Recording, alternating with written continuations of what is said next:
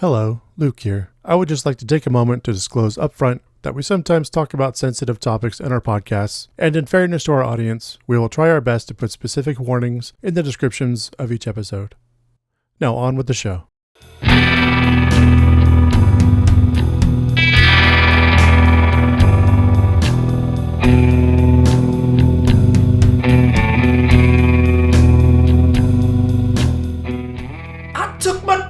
Gunning off myself. Now I scare your mom and shake a shelf. Don't be afraid, help me save my soul. Put me to rest, please help me call.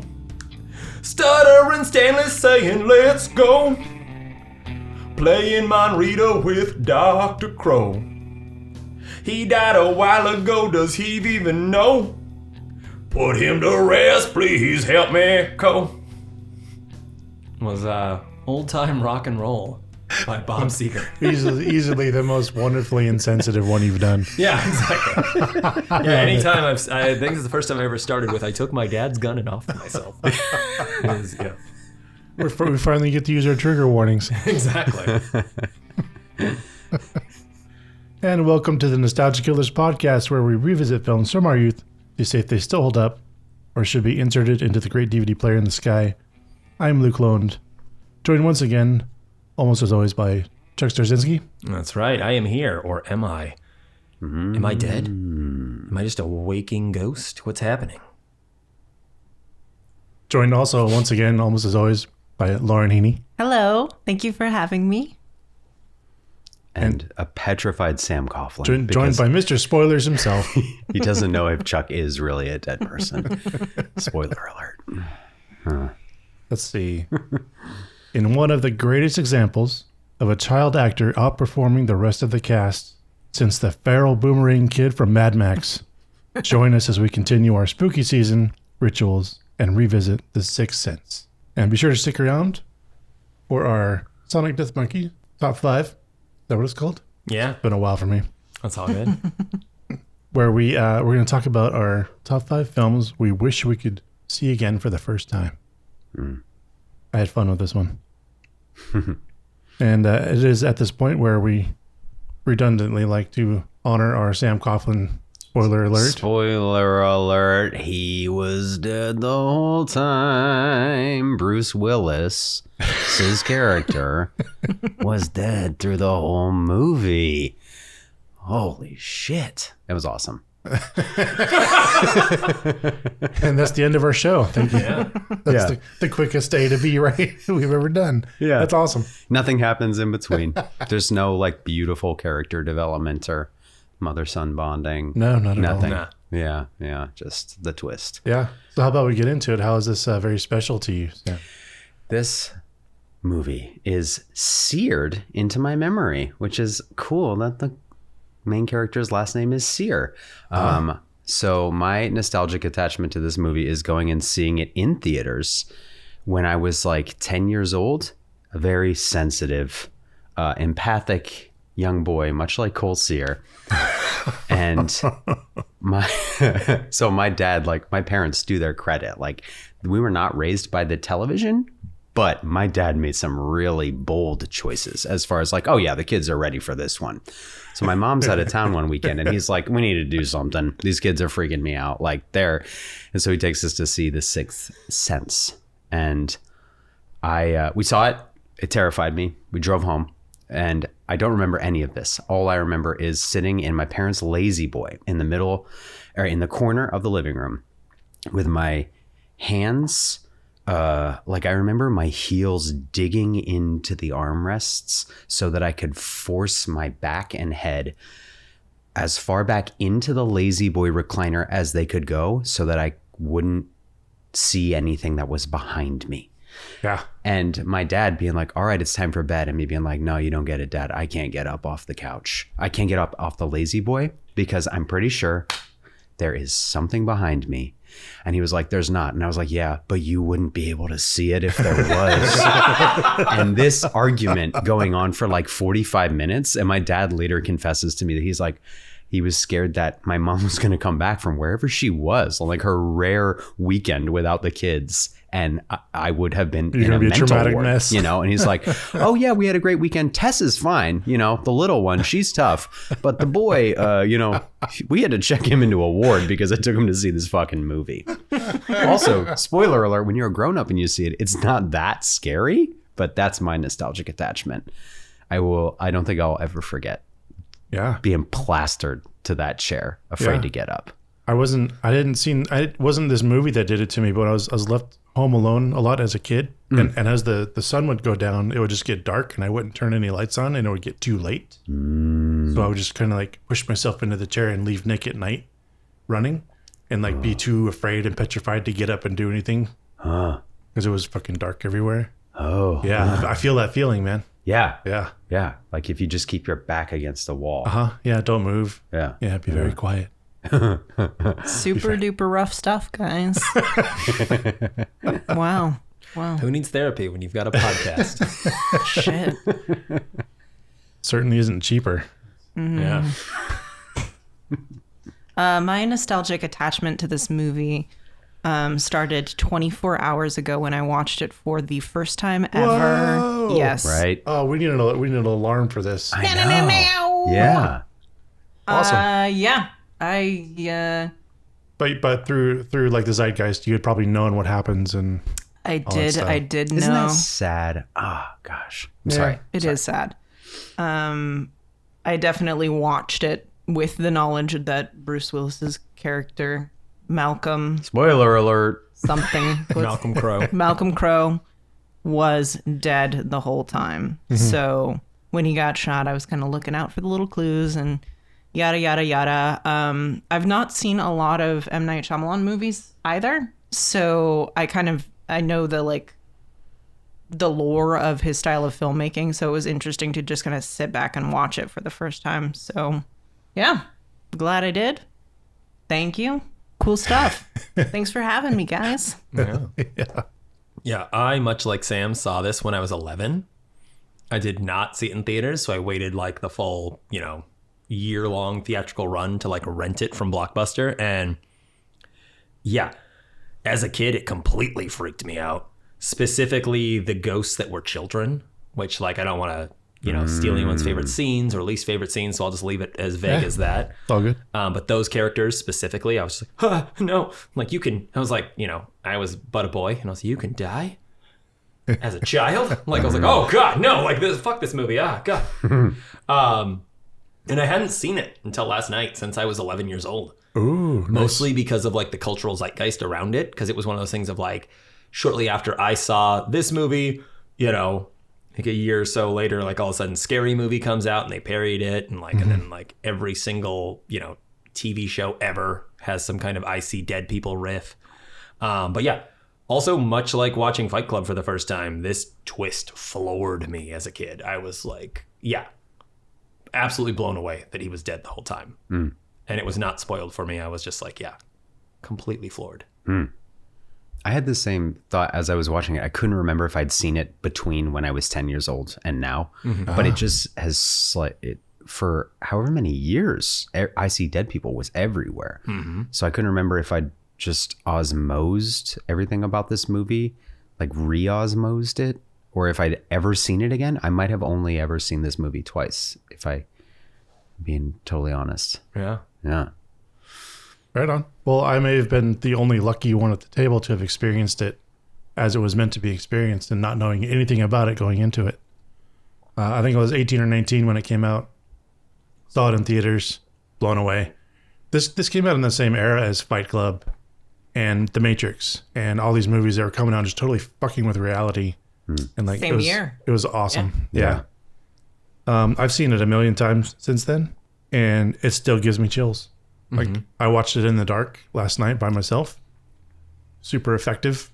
Yeah. And it's more now that I'm an older adult, it's the emotional strings that were pulled in a lot of the moments rather than just like all the ghosts and all that.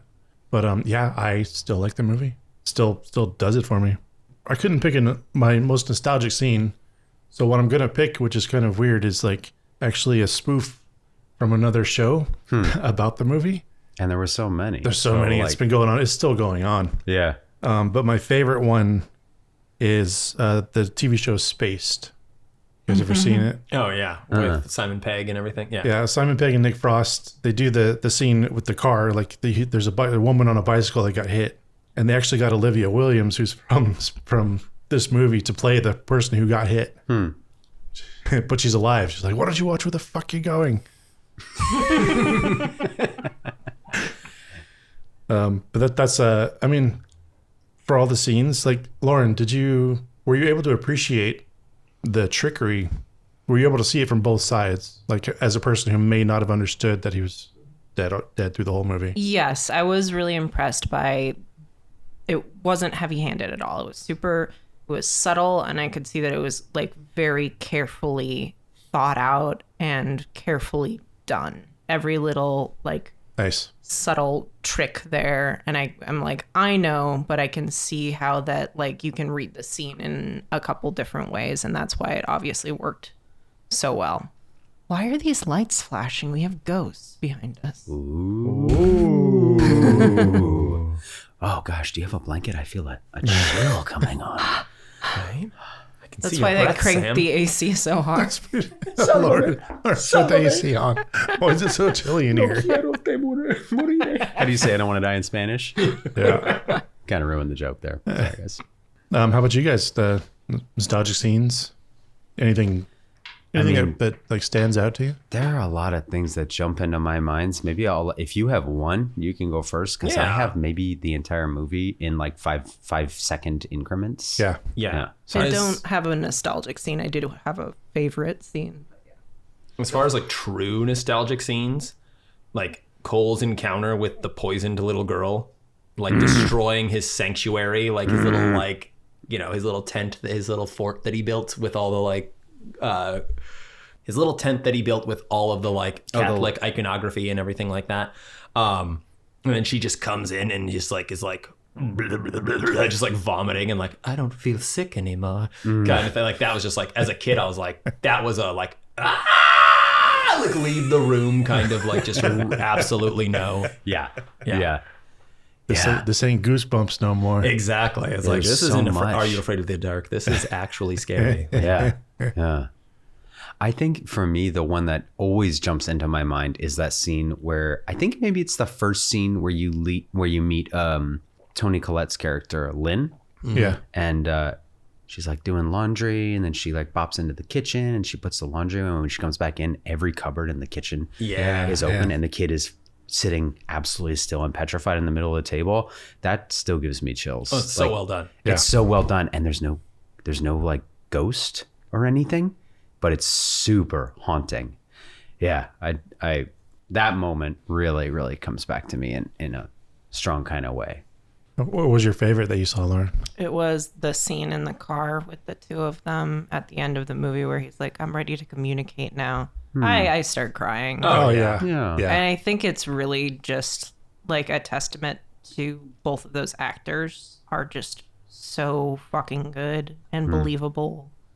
And yeah, it was like a little catharsis of watching two people who have struggled to actually talk to each other be able to talk for the first time. And it's just like a very human thing, and it was really well done.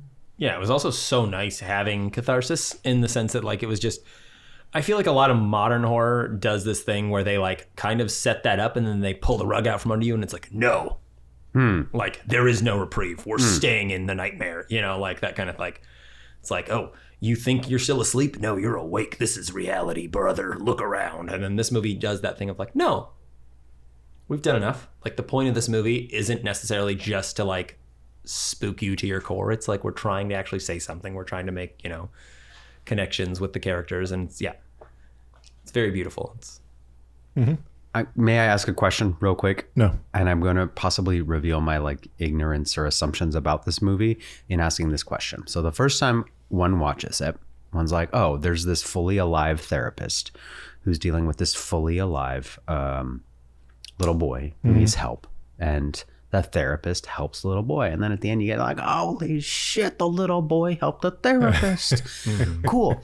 But in all the years subsequently, I think I misunderstood the movie. And I think that I'm certain that I thought that the boy knew the whole time that he had to help this ghastly creature, this ghastly middle-aged man who was like doing these creepy magic tricks and stuff. So I was like, oh, like I didn't get, like the boy already knew. But then watching it this time, I was like, holy fuck. Yeah. The boy is approached finally by a friendly ghost. Yeah. And he learns that he doesn't have to be afraid of these ghosts. So they help each other in that way. I should have gotten that when the twist happened, right? I shouldn't have spent 20 odd years thinking like that the boy knew the whole time. But watching Haley Joel Osment, who won the movie, Haley Joel Osment, by the way, I know we don't do that anymore, but holy shit. Yeah. But watching like from that first scene where Bruce Willis approaches him in the church, right? That's the first time they meet. And the kid's like, holy shit, there's a ghost in church. This is part of the rules now. And you like see the boy warm up to a ghost. Oh my God. This movie rocks. Yeah, I think it's got a great second watching. Like if you watch it again, Yeah. like, Laura knew already, but if you didn't know the first time and you were like were blown away, Yeah. you went back and watched it and you watched all the subtle things that this little 12-year-old actor did Yeah. to carry this movie. Yeah. Just mind-boggling. I watching it again last night. Still can't comprehend how someone this young, despite the best director in the fucking world, would. I mean, I don't know if M. Night is that, but like, still blown away. Yeah. Yeah. Adult actors don't pull this off. And then also like the screenplay, like the fact that you have these two characters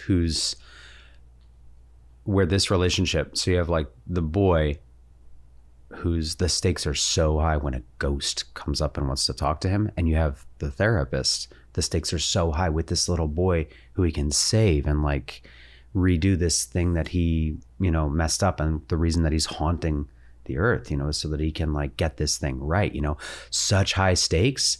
And all of the scenes are played so quietly.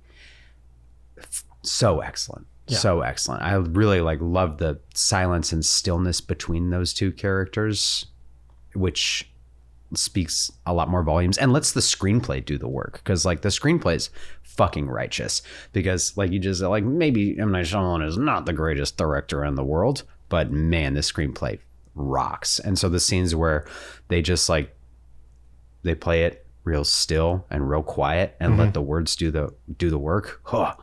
Or let that lack of words do the work. Oh man, I'm gonna blow my wad right now. The mind reading scene where the kid's just nodding or shaking his head. Holy, oh my word. Yeah. All right. Yeah. So the first time I watched it, I thought, okay, he's really intrigued. But then this time watching, I'm thinking he's trying not to alert his mom that he's talking to somebody in the next room. Fuck. Yeah. Yeah. That's what he's doing. Yeah. He's hiding. Oh Jesus. Man. And then in hindsight, I remember being scared shitless by this movie. And then watching it again, I'm like, oh my God, that's the scariest thing. A little boy who can't tell his mom what's going on. This is the scariest thing that I have ever seen. Yeah. Bring on Hereditary, bring on any other thing you want to see. Hereditary scared the shit out of me as a grown man. But this movie, a little boy who can't tell his mom what's happening because he doesn't want her to think that he's a freak. Yeah. Holy cow. Yeah. Yeah. Yeah.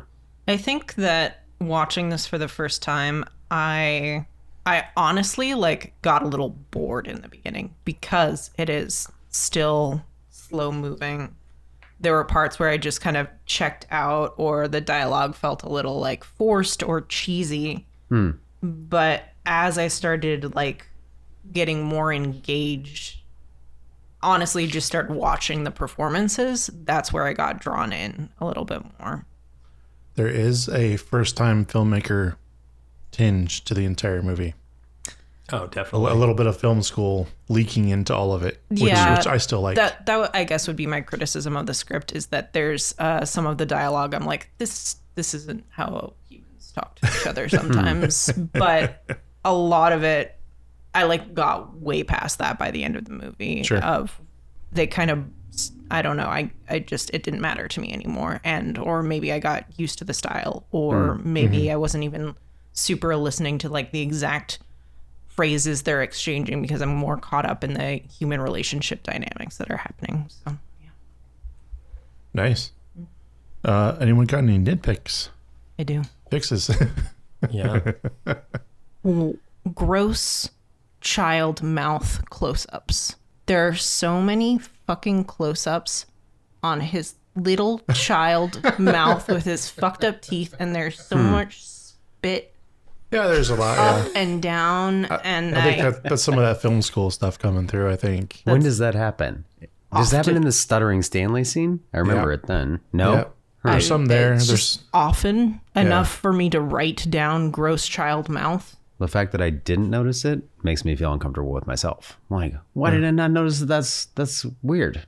I don't know. I was just like in 100%. I think it was the Stuttering Stanley when he starts screaming. Right? Because you just see Yeah, his mouth. But also Stanley. during the like Well, there's more. the but iconic that's a big Icy one. Dead People, it's like it's close up on both of them, but it's his mouth and he's crying, and it's just like it's Well, a that's lot acting. of it's a lot of mouth. Yeah. It's a lot of mouth in my face. The more bodily fluids are happening, the better the acting. So, yeah. Gonna say hard disagree on Yeah. that one. Yeah, but the less like set design you have to do. Because you're focused on this one little thing, you know? Sure. They're like, hey guys, we The can't film in the spit, the hospital sweat, today, the so- tears Yeah. come. All right, take 16. Somebody come wet the kid's mouth. Little spray bottle. Yeah, I need a booger in Bruce Willis's left eye. Yep. Yeah. Continuity. Yeah, for me, Lauren already kind of touched on it, but like most of the dialogue not spoken by Dr. Crow or Cole is so goddamn on the nose or stilted, specifically when it comes to the female characters. Like Dr. Cole's wife in the opening scene, she literally just does like a full-on exposition dump of like, you're the greatest child psychologist that yeah. Philadelphia has ever seen, sweetheart. That is why you were given this plaque. This is your character before you died. And then like same thing with the mom. Like I almost busted out laughing. There's a scene where Toni Collette is like in bed, you know, like Cole's been woken up by a ghost and he's dealt with that. And then he goes to check on his mother. And Toni Collette's literally like writhing in bed going, my son won't talk to me. Why? What's happening? Oh, Cole, please speak to me. Cole, Cole, talk to mommy. Exactly what's happening in my dreams. Exactly. Like I was just like, come the fuck on. And then same thing with like when Dr. Crow, like, you know, finally has that moment where it's like, okay, he's going to talk to his wife. Granted, that still like teared me up a little bit, but it was like the things he says to his wife when he gets the chance. It's literally like, honey, I am dead, but I still love you. I hope you still love me, even though I also am dead. Goodbye. I can see you wiping a tear away going, this is so terrible. Yeah, I was like, ah. It was also like I had this is a tangent, but like I talked to Lauren about this too. I was just like, I think I now like have this thing because I am like in this like, you know, super long-term relationship. I'm married. I'm like, you know, really like, whew, I bought the cow, you know, kind of thing. That's a term. Rough. You're not a cow. But Not loving it. not loving it so far. But That is the thing that people say. that is the thing people say. Yeah. It's an old-timey expression. But Not bought the farm, because then bought the farm is... Yeah. that's dead, yeah. yeah, then you That's gotta... on theme, though. Yeah, that's on theme. Exactly. Yeah. But is that a thing? Also, this is a complete tangent, but is that like because it's like a step of like you buy the cow, then you buy the farm? Is that the whole point of that saying? I don't know. I think this is going down a rough path. I think Anyways, y'all need to talk about this I'm later. gonna backpedal super hard because I love my wife so much and I'm in such a happy relationship that when I see movies that deal with things like that, like death or like inevitable breakups or things like that, I often am like, I hope that never happens to us. And then that's what gets me. Right? Yeah. Yeah. Point being, I love my wife. And you're a romantic. I'm a romantic and she's not a cow. The romantic stuff always gets me. I'm always like, oh, and I feel like a schmuck, but it really does get me. No. I also like noticed those moments where it was a little stilted. I noticed in the beginning, I was like, oh man, this is like cool. This thing that's happening with their reflections in the award. And then she's like, let me say, I think she almost verbatim says the words like, I'm going to say it out loud or something like that. And I'm like, this is this is gonna be rough, you know. Yeah. And then No, she I heard says it Lauren out loud. sigh. Like when she's like, let me spell it out for you, Dr. Crow. Like, you got this award because you're the greatest child psychologist known to man. Yeah. I had a bit of a struggle for like the first 45 minutes or so. I think like even if you're gonna do that gross exposition dump, I think I could probably come up with like 12 ways to do it less awkwardly. I was okay with it. I think they were both trying to be sarcastic because they do this Dr. Seuss joke and they continue to do it. And I just think maybe a lot of people didn't see Olivia Williams as saying those things sarcastically. I didn't get that. I didn't get that at all. I don't think it played that well, but I think that's what they were going for. Yeah. That would be nice. Because nobody talks like that. Yeah. Nobody, and even drunk people, Yeah. you know. And then the scene where she's sleep talking and she's like speaking her exact character's subtext. Yeah. Like, can we have like Cole? I'm no M. Night Shyamalan, so. But listen up, baby, because listen up, M. Night. But I don't know. Yeah, like dreams don't happen like that. They're like, oh, you're on the other side of a river and I can't get across to you. You know, like something, not just like, that was pretty. And that's the bit of that, you know, just fresh out of film school, amateurish quality to the film, which I find a little endearing. I also do like there's some weird part of me that like when a film is like leans into its hackneyed kind of nature. I'm like, you know what? Okay, I'm along for this ride. I know that we just started the movie. We need a nice, you know, exposition dump. You know, we need to get this movie rolling. We're doing that. Okay, great. I don't know. There's like a part of me that really responds to, and then like at the end, I'm dead, but I'm ready to move on. Like, that's all you need because we're all going to die and we all need to move on. Like, I don't know. And so there's this maybe romantic part of me as well that's like, oh, that's so universal. It's not that it's like hackneyed or shallow or hollow or verbatim. It's like, oh, no, that's like what we all really come to at the end. Like, oh, no, these people are just really dorks. Yeah. But there was one of my nitpicks was that the soundtrack was a little bit sentimental and the underscoring is unnecessary. Like there's a handful of parts. And I leaned over to Alana as we were watching. I was like, oh my gosh. Oh yeah, I forgot this guy with the 3 names. Anybody with 3 names who does music, right? You guys know him. I know him. We all know him. So I don't need to say his name. I don't know his name. But I was like, oh, I don't know what you're talking about.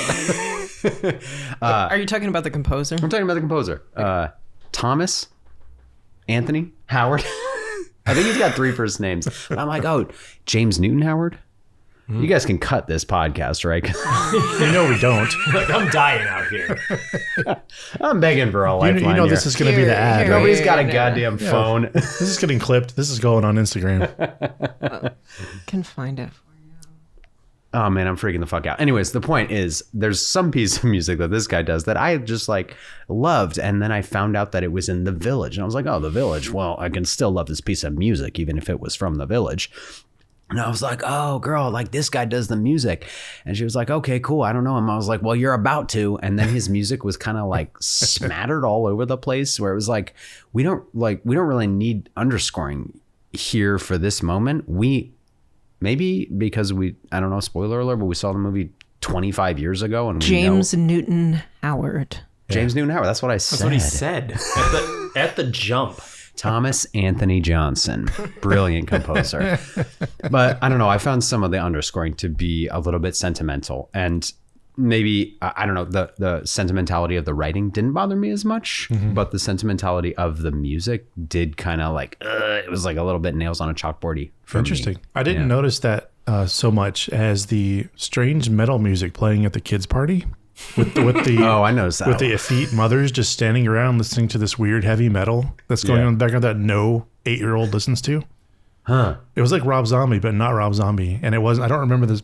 I don't know what song it was. But watching it this time is going, who the fuck's listening to that music at this birthday party? Just hanging out, vibing to some Static X. Just like, yeah, my kids are playing. And I don't know if that was to drive up tension, but it just seems out of place now. Or was it to ground the fact that no matter how posh these moms are, they still live in Philly? They're still trashy. They still Their secret ICP. Exactly. Piggybacking on the child's birthday party, this is truly a nitpick, but I literally took me out of the movie.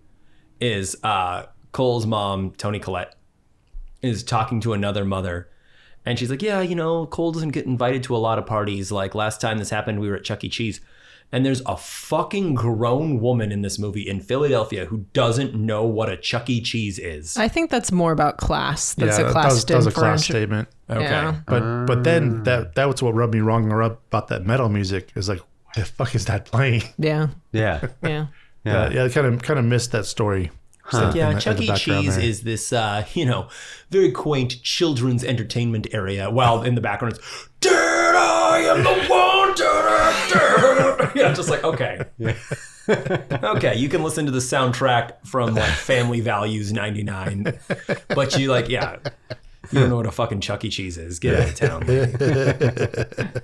My other nitpick, I just want to throw this one out there. I always hate it when songs fade out, and I hate it when shots fade out or fade into one another. It bothers me so much. I don't know if that's a time period thing, but there were a handful of points in this movie where they faded out or faded one into the other. It bothers the hell out of me. Would it help you to know what it means? What does it mean? And no. Fair enough. No, I might still just have an innate allergy to that. What does it mean though? Is it passage of time? Passage of time. It's meant to show, not from a hard cut, it's at the moment, but if you, it's called a crossfade, or not a crossfade, a dissolve. Yeah. When you dissolve from one to another, it's supposed to signify a passage of time, like this is another day. I think I get that. This is sometime in the future. But I just appreciate it if you could show that some other way. We'll put a clock up every time. we'll put a calendar with the date on it in front of you.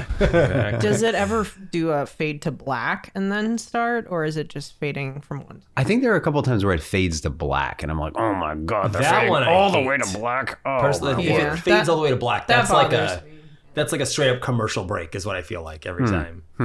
I don't know. It seems to me, and there's a lot that I don't know about filmmaking. I don't know why this bothers me. But if as you're watching things now, and when you see a cross dissolve, it might be pointed out to you. I might just throw a tantrum though. There you go. Yeah. Just record a nitpick on your phone and send it to us. Yeah, I'll bear it in mind. I appreciate that.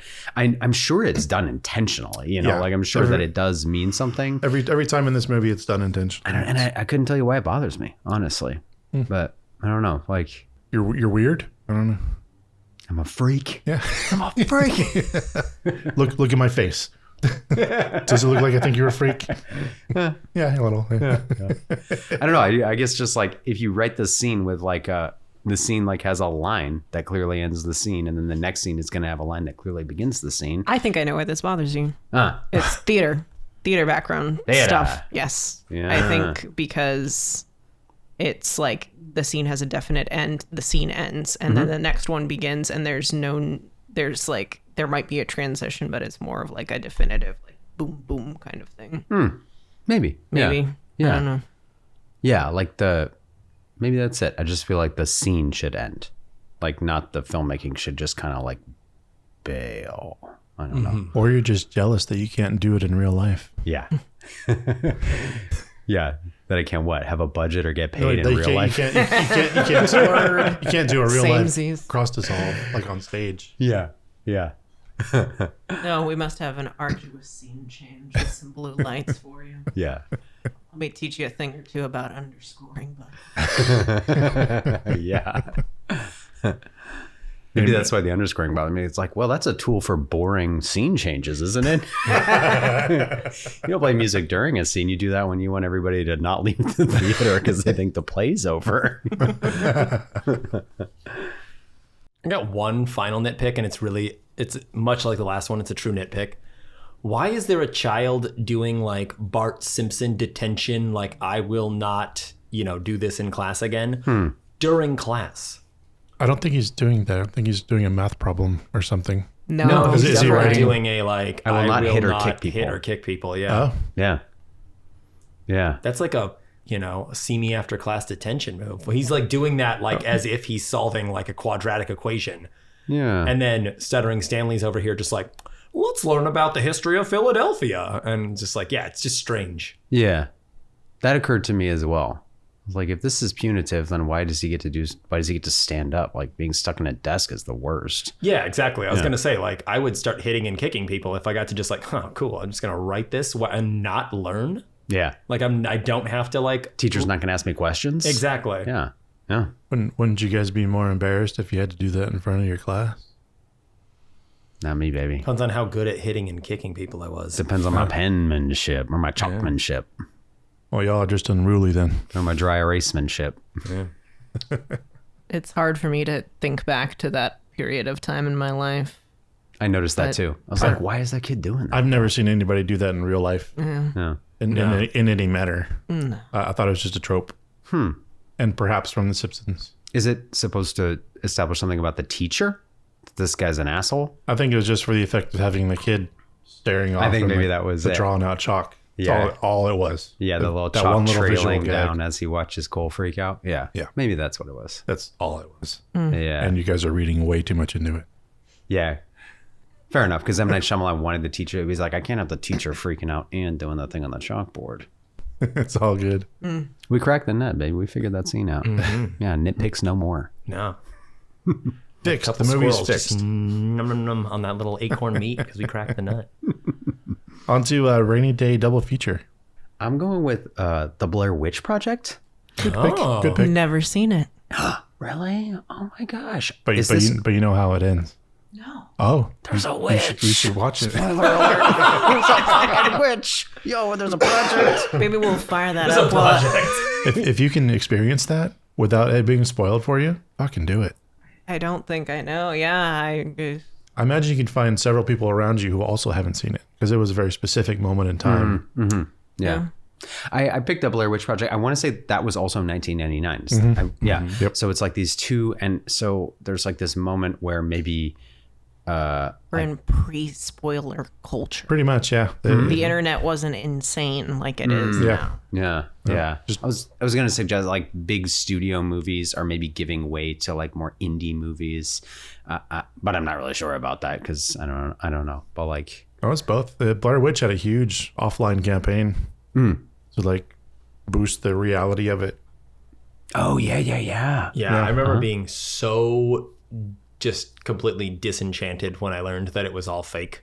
Oh. Because like Don't the whole spoil thing it. is... Well, no, I mean like... What? We just established that she's primed and ready for it. I mean like that it's a movie. That it's a movie is what I meant. Maybe. I don't know. They never found them. You're only supposed to spoil the movie we're talking about. Shit. You're not supposed to just spoil everything for Who is everyone. Kaiser Soze? Exactly. Shut the fuck up, everyone, right now. Yeah, Blair Witch Project. That's my rainy day Okay. double. Very good. Yeah. I went for The Shining, Nice. fun, creepy kid movie. Oh, yeah. That's yeah. very good. Yeah. Did not think of that. Danny is in here, Mrs. Torrance. Yeah, I went Stir of Echoes because it's literally the same movie. It's just a shittier, campier version with Kevin Bacon. Where they're like, what if we replaced the child with a shirtless Kevin Bacon? And they were like, that's weird. And I was like, no, we'll still put a kid in it. It's like, that doesn't make it less weird. When did that come out? I think like 1999 99 or 2000. So Oh, I it's want like, to say they were months apart, these two yeah, movies. exactly. It's one of those where I it's never like, saw it. Is it The Prestige Yeah, nobody did. Illusionist? yeah, I think it's one of those ones where it's like, like chomping on a cigar, like, apparently there's a Sixth Sense coming out next month. Let's beat him to the picture house. Let's crank this piece of shit out real quick. Yeah, it's way worse. It's not a good movie. It's a fun movie. I like that movie. Yeah. Well, I chose a completely different track after being traumatized by this movie all over again. But I went with Lock, Stock. Just want something fun. Oh. Right on. Just something completely different. Little palate cleanser. No I was ghost. palate tempted to cleanser. go for the palate cleanser myself. Yeah. Yeah. I feel like every time I'm on this and it comes to like rainy day double features, I choose like the same movies, like coincidentally again and again and again. It might just be like the movies that I'm on for, but I'm like, you can't choose The Princess Bride or The Goonies again. Well, I don't know. Maybe you can. Maybe you can. Also, Blair Witch Project, if you guys want to learn about some body fluid acting, there's a lot of Spitting and fluid in crying? that. Yeah, I remember that. Yeah, really close up. Really Nice. A lot of mouths. Nice. A lot of faces. Way too cool. close. Cool. Yeah. Yeah, you'll love it. Yeah, for sure. It's very wet. I love Speaking of wet, let's Yeah. go on to this movie's cocktail. Yeah. So in honor of the Sixth Sense today, we are drinking Icy Dead People. Nice, dude. Yeah, I know. I was proud of the pun. The drink's okay. The drink's great, too. So to make an Icy Dead People, we've got 2 ounces of white rum, 1 ounce of pineapple juice, half an ounce of lemon, 3/4 of an ounce of cinnamon syrup, and a bouquet of fresh mint. Blend all of the ingredients together with ice and serve. Just don't freak out if you can see your breath afterwards. Delicious. tasty. It's lightly separated, but other. Oh, yeah. Give it a little stir for that cinnamon. It's the, A little stir of echoes. oh. I like that movie. I suck. But I like that movie. I like that movie too. I just was saying it's not a, like, you know, if you're gonna rate like a scale of good, Oh, yeah. it's not a good. No, it's not on any like top 100 Yeah. lists. of Sixth Sense is anyone. like one of those like Yeah. prestigious, you know, like Yeah. yeah. Yeah. And with that, we'll take our first ad break. Ad break number 1. Ad break. Woo!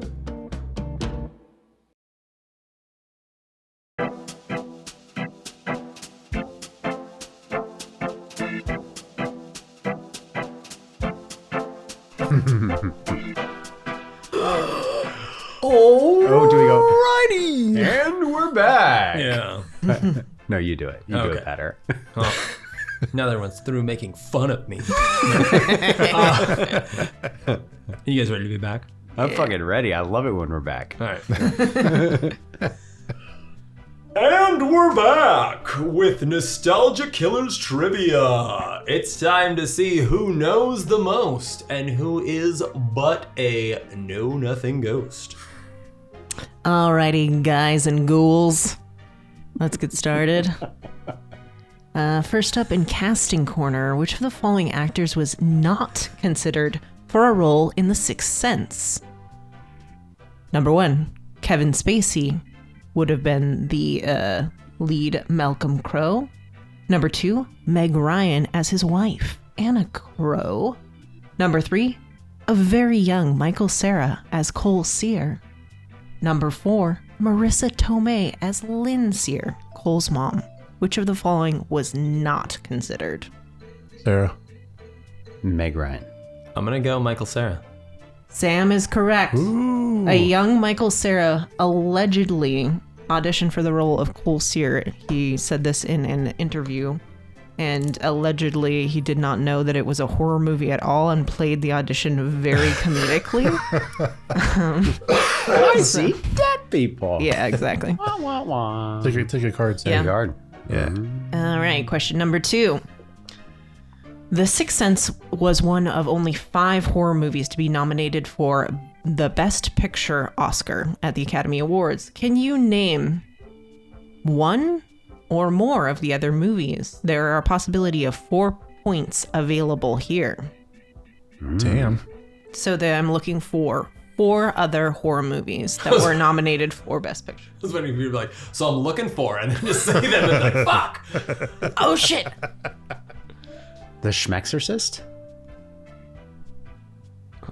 Yes. Ding, ding, ding, ding, ding. 1 point for you. 1 point for you. I'm definitely gonna say Rosemary's Baby.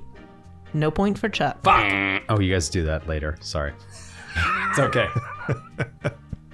I pay no attention to awards. I have no clue. Can I guess 1 more or 2 more? You can guess. Yeah, I'll cut you off in a second. Okay. Fire it off. What do you want? So he said The Shining. I said Rosemary's Baby. He said The Exorcist. Oh, I said The Shining then.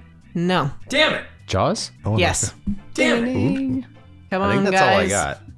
all I got. Come on. Oh, Starzenski. We got two. No. All right. God damn it. Come on, babe. I know. Just one. Just one. Are there any that were after this, or were they all before? There's one that's more modern. Question the questioner. There's one that's more modern, and then there's one stone cold classic that's one of my favorite movies. Oh. You got a big leg up on this one. I know, right? Huh? Yeah, I make you watch it pretty much every year. All right, your time The is Sound up. of Music. It's The Silence of the Lambs. Oh, guys. it was. That's okay. I never think of that as a horror movie, though. No. What's the Have other you one? watched it recently? Black Yeah. Swan. Black Swan. Black Swan's not a horror movie. It's a psychological horror. yeah, Sounds of the Lambs, Black Swan, not horror movie, psychological thrillers. I think This Sounds is a of Lambs- psychological thriller then. This isn't a horror movie. Is there a ghost in this? yeah. Oh my god. All right, Sam's in the lead with 3 cards to Yeah. everybody else's 0. Yeah. All right. True or false? This movie was released on August 6, 1999, which happens to be M. Night's 28th birthday. True. True. False. Ding, ding, ding. Sam is correct. Damn it. It was a trick question because it was his 29th birthday. I'm a trickster. You overestimated how much I care about M. Night Shyamalan. It's true. I thought it was in October. Didn't get the trick question. Yeah, exactly. Nah, it was released in August. Oh my gosh, I almost have a straight. Oh. Wow. Sorry. No. Calm down there, pal. Yeah, cool your tits. Okay, so prior to the script for The Sixth Sense, M. Night had some fun and unexpected work on scripts. Credited or uncredited, which of the following films did he not work on? Stuart Little, She's All That, or the much maligned Jack Frost? She's all that. Jack Frost. Jack Frost. You two boys got it. Yeah. He did do an uncredited rewrite on She's All That back in the day. Yeah. And was it, did you say the one with Stuart Little? Yeah, Yeah. Stuart Little. Yeah. Yeah. I don't think a lot of people know this. I don't know. Well, I'll wait for after the trivia. But, No, go for it. Why well, not? M. Night's like a product of the whole system. Yeah. He was raised in the studio system, just like Tim Burton. Really? These guys didn't get their chances based on how good they were at making movies. They're like it's nepotism. Like their parents are in the industry, and it's all Huh. I had no idea. yeah. So like, oh, let him do a scene in Stuart Little. If he does that scene well, he can do maybe not even that. It's like he's going to be able to make movies all he wants for the rest of his life because he's related to this one music producer or something. Not so fun a fact, I guess. Sorry. the facts of life. Yeah. All right. So this was the script was bought by Disney, essentially, well, a subsidiary company of Disney. How much did they pay for the script? Here are your options. A, 1.5 million. B, 1.75 million. C, 2.2 million. Or 3 million. I'm between A or 4. You got it. I know. I'll go see. with 1.75. I'll go 1.5. Icy Dead People. I'm going for number C. And Sam is correct. God it was damn it. 2.2 million plus between 50 to 70,000 for the director's fee. So he got a lot of money. In fact, his 3 conditions that he set when he threw the script out into the world to try and get it sold were the starting bid would be at $1 million. Yeah. That he would direct. Did he hold his pinky to his mouth and say $1 million? Oh my god. Yeah, probably. I do that whenever I say $1 million about anything. You're such a I suck. special, unique individual. I was Love going you to so say they had much. medicine for that, but The final stipulation was that it must film in Philly. And that's probably why it's filmed in Philly. It's fucking swag. I love that.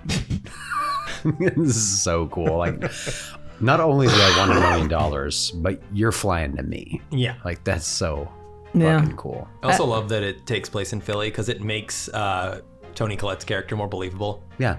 Because I'm like, half the movie, I'm like, why does she not know her child is like absolutely mentally disturbed? And it's like, oh, because she's a Philly woman who works 3 jobs. Yeah, she doesn't have time. Busy. She's busy. Yeah. She can't make it to the play. Because she goes to Exactly. Chuck E. Cheese. Yeah. No. Well, Haley Joel Osment gives a wonderful, wonderful grounded performance for a child actor, or really any actor. Yeah. How old was he when they filmed this movie? Someone already said 12, so I'm going to say 12. I said 12. 11. You are all wrong. He was 9. God damn it. Yeah, really fucking young. Dude, he was Are you sure? I'm pretty younger sure. when he filmed this than I was when I saw it. Imagine how scared he must have been. He may have shit. turned 10 while they were filming, but this was the number that I found. Okay. Wow. I heard something completely different. I heard 12 that he was playing 9. No. Huh. But I don't remember where I heard it, so I can't trust it. Oh, But I trust you. maybe. Because I was looking at him going, he's a bit small for 12. What, when I was watching it last night. You I are was like, making me question myself now. But, right? Like, but I'm willing. cut this out if I'm wrong. No, I'm willing to go for 9. This is cutting Lauren's trivia to shreds. And the 3 of us. Haley's such a nice person that I hear. We can have him chime in and be like, hey, dude, how old were you? Yeah. Yeah. There's only one so- person who can set us straight on this. Haley Joel Osment. So HJO, if you're listening, Yep. I mean, chime in, man. I can go back and do some math really quick, guys. No, he's probably That was the listening. fact that I found Yeah. on a couple sites. Yeah, I mean, I can accept 9. He looks like 9. I was shook by it, so it could be wrong, and now I'm questioning everything. Shit. I should do this for every question. Jesus Christ. Yeah. Flip the table on Just every challenge question. it. So totally I'm going finally to winning. gaslight I think you. you're wrong, Lauren. Just going to gaslight I'm you. winning the whole time. trivia for the first time in my life, and he's going to ruin this for me. Not over that question. He says that while he waves his hand in front of me, like Yeah. hand of cards. Yeah, I got 6 points, baby. All right. This is another hearsay from the internet, so feel free to challenge. Over the years, M. Night has been allegedly offered multiple franchises geared towards children and young adults. Which of the following was he never offered or approached about directing? Number 1, Harry Potter. Number 2, Chronicles of Narnia. Or number 3, The Maze Runner. I'm going to say the Maze Runner because we'd learned about him by then. I'm going to go with the Maze Runner. Me too. You are all correct. Woo. Woo, I got But one yeah, card. he was on. approached about multiple Harry Potter movies, Oh, sure. including I think it was the 1st, 3rd, and 4th maybe, and then Chronicles of Narnia as well. Yeah. Because it was Chris Columbus for the first 2 or 3 It was the Harry first Potter 2. movies, right? The first 2, the 3rd one is my favorite. Who directed that? Freaky guy. Yeah, they did change them out, right? They got different directors for Yeah. the ones after that. Yeah. I just figured Maze Runner. By then we had all had to laugh about Shyamalan being like, oh, haha, like, Like after Airbender, there's no way he would have done Maze Runner. yeah. I should have chosen something earlier. Yeah. What you're saying. Okay. Number 8. Question number 8. The Sixth Sense was a huge success. It sold more DVDs and VHS tapes than any other movie in the year 2000. And until 2017, it was the highest grossing horror film of all time. Can you name the movie that unseated it? In 2019? 2017. 2017? It. Ew. I don't want to say that word. They're correct, though. so- That's fine. This is where I am.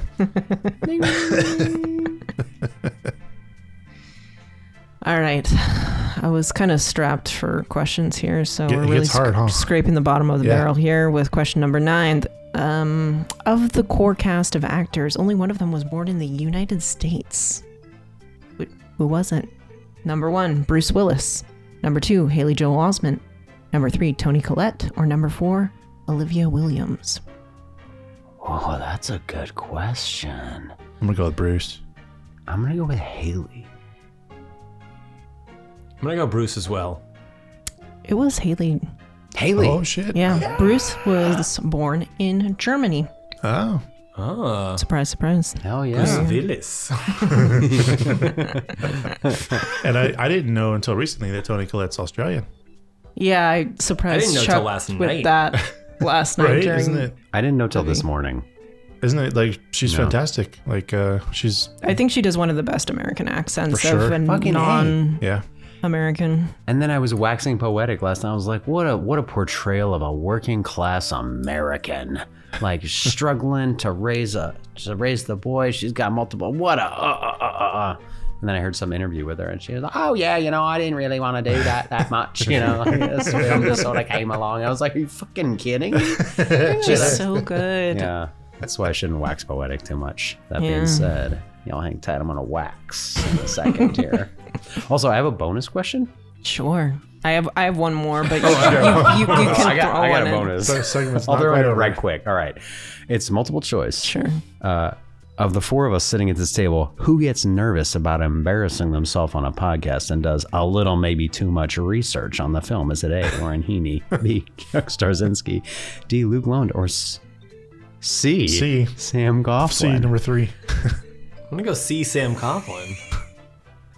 Oh, it's E, all of the above. No, it's definitely me. Yeah. Did you do more research? Oh, yeah. Okay. Yeah. I'm apologizing for having been really good at trivia, which is really fun. That's great. That was fun. See how you do on this last question. All right, last question. I think you'll do well. All right. It's time for Name the Tells. There are possible of 6 points available, so you guys can possibly reclaim the glory and trounce Sam Coughlin here at the end. Ooh. There exciting. are Love it. multiple subtle tells that, spoiler alert, Malcolm Crowe is dead. What? What are they? Just shout him out. I think we need to go one at a time, kind of in a Okay. circle, but yeah. Okay, I'll start. Haley, you can see his breath when Malcolm is in the room when he's like, "I see dead people." I couldn't see it. My version didn't have that. Nope. That's You not. can totally do it though. That's like a dead giveaway. Fuck you. I'm taking a point. Take it. That is one of those things. Okay, take it. You're not seeing his breath in every single scene with him. No, but that's like the first when he's like, "Can I tell you a secret?" And it's like, I'm going to Okay. just People. jump in here. I don't think you can see his breath, but I think he pulls the blanket up higher and higher during that scene. you can totally see his breath because they parody that in Scary Movie. They Where it's like, parodied you wanna know They a parodied it secret? in Scary Movie, but I just watched this last night, and I don't see any breath. Give that fucking card back, Chuck. You don't get the point. Yeah. Give him the card. It's fine. All right. It's fine. All right. Tells nobody acknowledges him on the street or in the restaurant or the... Yes, I will take that. That he doesn't talk to any other people in the movie except for. Is that even like 2 or 3 points, maybe? No, it's just one. I got right after he smashes the window after he sees his wife kissing a live man. When he's running away, he's like holding his side as if he has a side stitch, but it might actually be a bullet wound. Oh wow.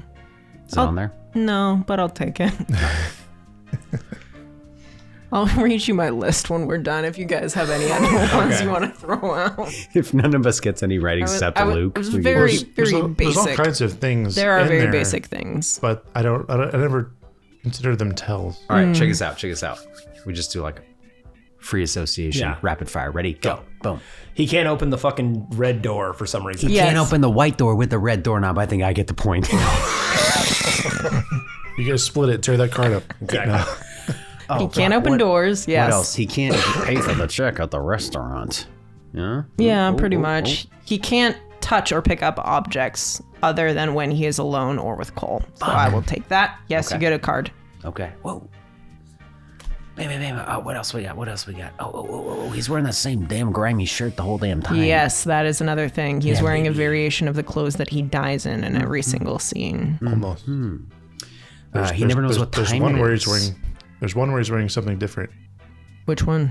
When he's in the basement, he's wearing a white, like kind of sweatshirt, jumper. Oh, When Cheese Dick is upstairs. yeah. She gives him a sweatshirt while they're together downstairs. And yeah, At the beginning I don't of the remember film. if it's that one though. Oh, But, Huh. but yeah, there's believe it is. that's He never speaks most likely is. to Toni Collette. like ever. Like, and that's like, you know, the whole thing of like, I'm your child's therapist. Like, Yeah, that's he doesn't talk to anybody besides home. okay, fine. I will not take a point because Nobody talks to him. Yeah. Okay. Yeah. I'm gonna end this now. Yeah. The other thing is his wedding ring, which is like the big tell at the end. Yeah. He was dead the whole time. Yeah.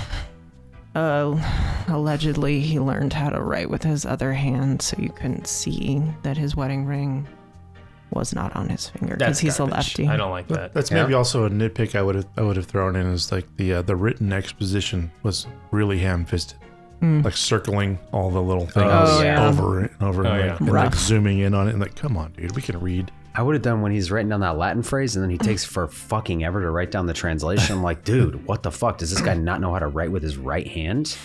And then maybe he doesn't actually. He doesn't because he's a lefty. Yeah, they could have hired somebody for that. Yeah, Just seems like 45 seconds. long. Hand double. Maybe. Writing the translation for the Latin phrase, and I'm like, oh my god. Anyways, that wraps up Nostalgia Killers trivia. Thank you very much, Lauren. You're I do most believe welcome. Mr. Coughlin is the winner. Yeah. I've only got 4. I've only got 4. I think I just started grabbing him at some point.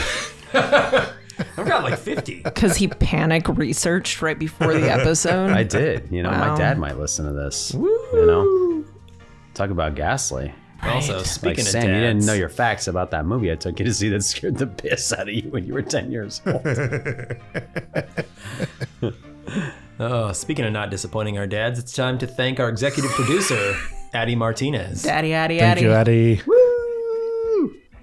If you would like fatherly approval, you can also subscribe to us on Patreon at patreon.com/nostalgiakillerspodcast. And with that, we'll take our second ad break. Ad break number 2. Yeah. Woo.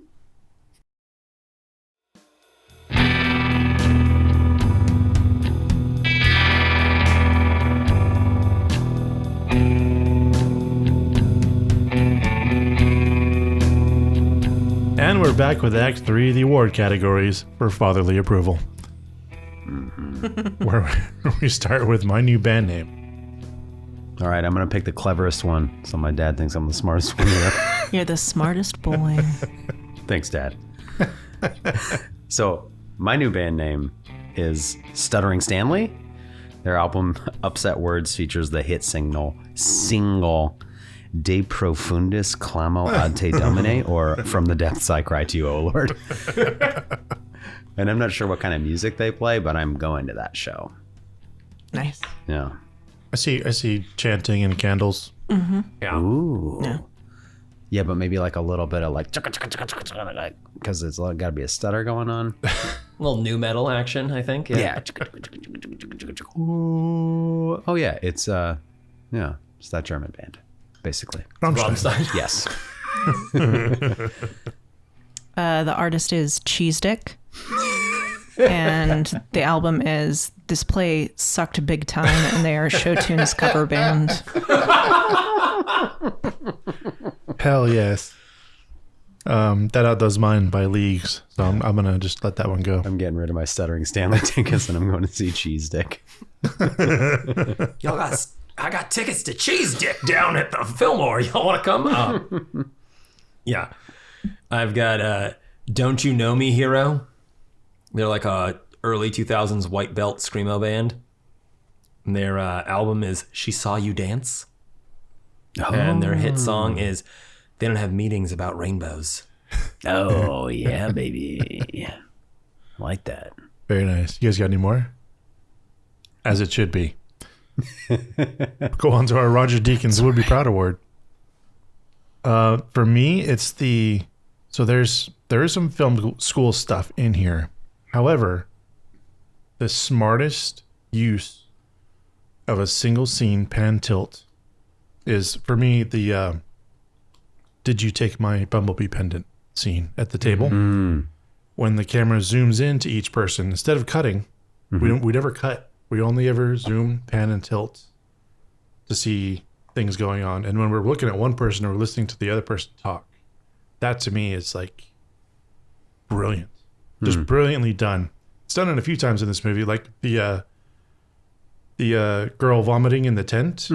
The whole thing is him sitting there. We tilt up and we see the tent, and then we tilt back down to see her in it. It never cuts. It's all one thing. Yeah. And it's a reveal. And it's fucking done brilliantly. So a pan, is that going left to right and a Pan, tilt is going tilt. up and down? Yeah. Yeah. I try to educate people. Thank on you. this I stuff. appreciate Yeah. it. It's an educational podcast. Yeah. It's not panning for everything, people, which is what they say. Yeah, for mine, it's very much piggybacking on Luke. It's just all of the one takes. Yeah. Like, and I don't want to steal anyone's specific scene, so I'm just going to pick one of these. But rounding the room at the wake and then having Cole go up the stairs to the little girl's room that recently passed away. But you literally just like, we walk through the entire like procedure and you just have like, oh, she was so young. Da-da-da. It's like, oh my God, can you believe that their other child is sick? That like you get all of the breadcrumbs like up to the point where he's going up the stairs and then like, you know, speaks to the little girl, gets the tape, gives it to dad kind of thing. But it's like, you can kind of connect, you can almost connect the dots. That there's like a Munchausen thing going on just by the camera going through and like passing over people like at the procedure. Mine is a continual shot as well, which I did enjoy in the movie, that because I enjoy that a lot. I think it's just nice to like let the actors do their thing and you don't have to cut it to death. Yeah. Unless it's for a specific like stylistic reason. Sure. So mine is just, they're like leaving the grocery store and he's in the shopping cart and she just starts running with him and she's smiling and he's smiling, and it's like a little heartbreaking because you don't really see that at any other point in the film of them like having fun together, and you do see like they love each other and she's a good mom and she really just wants him to be happy. Yeah. And so that was my favorite shot. Very good. Is it? I would say, despite there being people complaining about a lack of communication, there's great communication in that whole scene. Oh yeah. When she sees him kind of looking forlorn, chooses to do something to cheer him up, and they both celebrate. Yeah. And then it ends and she does this kind of like gesture of like, well, that was it. You know, she like kind of shrugs her whole body. Like, well, that was it. Like, it was the moment, kid. Yeah. That's a wonderful scene. Yeah, it is a whole scene, actually, technically, because there's nothing. It's a wonderful moment. There's nothing preceding it in the or store after. That's the scene. Yeah, it's the moment. Yeah, really good captured. Mine, I'm gonna go oddball here because I generally really appreciate like long one takes where you can let the actors do their thing. But the one that I'm gonna pick is when Cole like, he's having a wee and then the lady goes by him in the hallway and then he goes and he finds this woman in the kitchen, and in my head it like pulls back and you can see the whole kitchen. Is that the first ghost? Like, that is the I first think that's time the you first see it. ghost. First one we see. Yeah. First one we fucking see, dude. And I will. It fucking got me. I jumped super hard. I have this picture going here because I want to show it to you guys so you can tell me why this picture is so upsetting.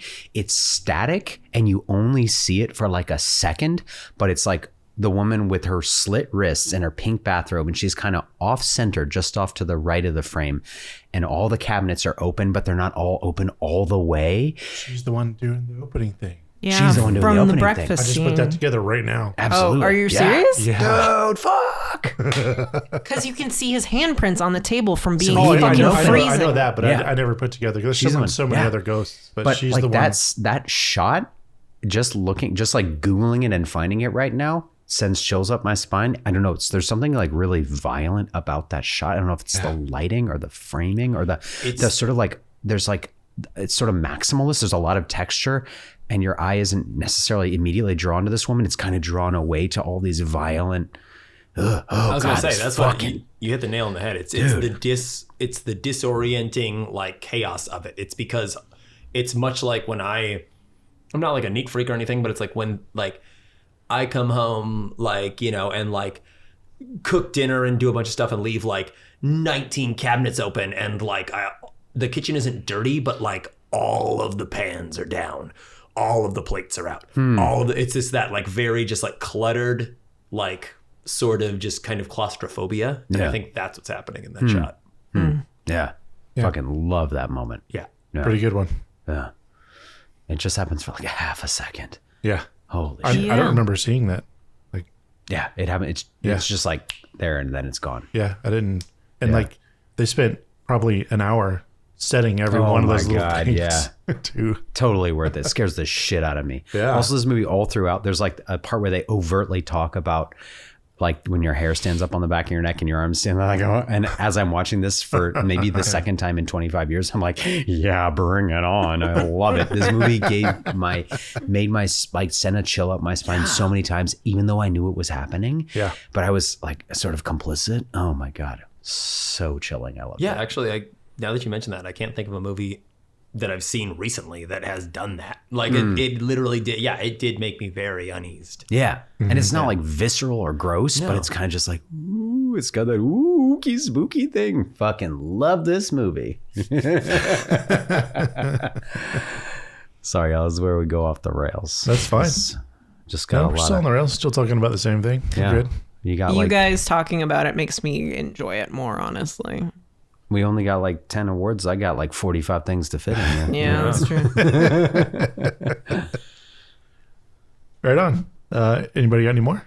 I mean, There were like I initially wrote down a shot that happened before the one that I chose outright, which was when he's at the party. There's a shot that's straight down the barrel of the spiral staircase with the kids poking their head up and looking up and slowly kind Pretty of good one. coming up. Yeah. I don't know. It's just a good shot. I don't know. Yeah. Very film school, but you know. yeah. Very, very much. But yeah, Pleasing. I think they had their use. There's like when he's about to meet the throw up girl. I'm sure her character has a name, and I'm so sorry, but the throw up girl, like who is seared into my memory forever as that.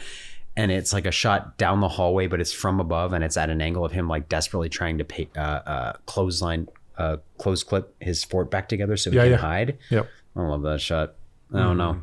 When you say film schooly, like what are you referring to in that? I don't know. We may not want to go all the way back to nitpicks. The biggest, but no, it's fine. The biggest one that stands out to me is the end of the Stuttering Stanley thing when they do their, like, shut up, you freak, and it's just a huge wide angle lens. On both of them. It just cuts to that. It's very film schooly. I never went to film school, so I just eat it up. It's basically just things that are like, this is how you can achieve an effect, and it's taught in film school, Yeah, so you see it widely repeated. Just like a dissolve is a piece of dissolve, language. yeah. Yeah. It has its purpose. Huh. And you can choose to use it for its purpose or something else, or do something completely different. But when someone uses it, it's usually on purpose. Sure. Or directly against that purpose, maybe. Yeah. Yeah. Okay. But this has I don't think he chose all the shots. I didn't look that far into it. They had some. There's usually a cinematographer's there to like help out. Like, let's try this. The cinematographer is somebody who is somebody. I think when Disney found out that this guy had bought this script and told this kid that he could direct the movie, they panicked and they were like, fuck, get everyone in here. Yeah. So the cinematographer, the editor, like the assistant director, these are all people who had been around and been in the business for ages, and they were all just like, keep an eye on this fucking kid. He's 28 years old, and he somehow got $2 million and the rights to direct this movie in Philadelphia. So like they just like called in his the troops. name is Takahashi Fujimoto, and he is known for Silence of the Lambs in addition to Star Wars: A New Hope. Yeah, he's got a lot of credits. Yeah. Silence of the Lambs, baby. Yeah. That is a fucking perfect movie. I love that movie so much. That is a perfect movie. We'll do it on the pod. Should we just start talking about it now? Right? Fuck that movie. I gotta wax my wedding about my ghost movie. Yeah, the cinematographer is. Yeah, totally. It's. I thought it was all used well. I still love it. Yeah. And I didn't know about these things when I watched it the first 20 times. And, and then I went to film school and I watch it now and I'm like, I see all the things, that all the language, all the little hints. And it's a little, it's still great though. It's still, I can't knock it for any of it.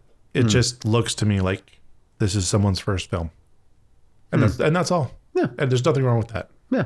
Everyone's got to have their first film. Totally. It's also like an incredibly successful, mind-blowing. Unbelievably, yeah. This movie itself was kind of a freak in that manner, in that it took off so well. did so well. I mean, who knows how many helping hands were there? Yeah, but to do what, it's but- it's the script, the story that he's trying to tell here. The performance Yeah. of Haley, man. Yeah. In my panic research, I read that, or I found out. I don't know how to read, actually. Just watch videos on YouTube. I pictographed. Yeah. Yeah, but I guess like this script was like the result of him wanting to get out of like a contract with a different studio. And so he was like, oh, I know what I have to do. I just have to write like the best script ever. And he just sat down. He was like, okay, Miramax. And then so he just sits down and he's like, okay, I just got to think of movies like, the greats, like Jaws, Silence of the Lambs. Like, I got this. And then he writes this fucking movie. And so like the way that That sounds fucking fake though. Like, Jesus, like. Well, yeah. But I think that he just like leaned into the genre thing of it. So then like there's that thing too. It's like, well, it's your first movie. And he's like, you know what? I'm just going to lean into the genre of this. Like I've seen every spooky movie that I've seen. They do this thing and it has this effect. So I'm going to do that thing. And it's maybe going to, have this effect. Sure. I mean, I take your point, maybe the film school stuff that I don't understand. Yeah. Because having not been to film school, I'm just like, whoa, that was cool. What's that thing that he did, Luke? I have to force you to let me on the podcast so you can explain this to me. But I don't know. There's something to be said for like leaning into the genre, just like leaning into the, I don't know. Yeah. I mean, I would say the film hinges on all of the performances. Like you could have changed the people out. You could have changed the scenery, the location, all that stuff. But the people have to show up and looking like they believe they're dead or not dead. And this little kid playing both sides through the whole movie. Yeah. Yeah. Yeah. That kid's a revelation. Oh my God.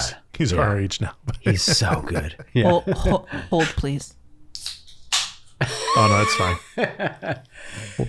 We should start using that as our going to commercial sound. Right.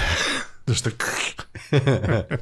And I know we don't do this anymore, but Haley Joel Osment won the movie. Oh, Did I already say absolutely. that? Oh, Okay, yeah. just to be clear. Yeah. Yeah, you can bring any award you want. Kid's wonderful. So wonderful. It's and like, stupid. It's insane. yeah, like the terror and fright and a petrification. He is not annoying. Yeah. That is insane. Yeah, he should be annoying really early on. He's grounded. Yeah. Like he is a grounded performer. Yeah.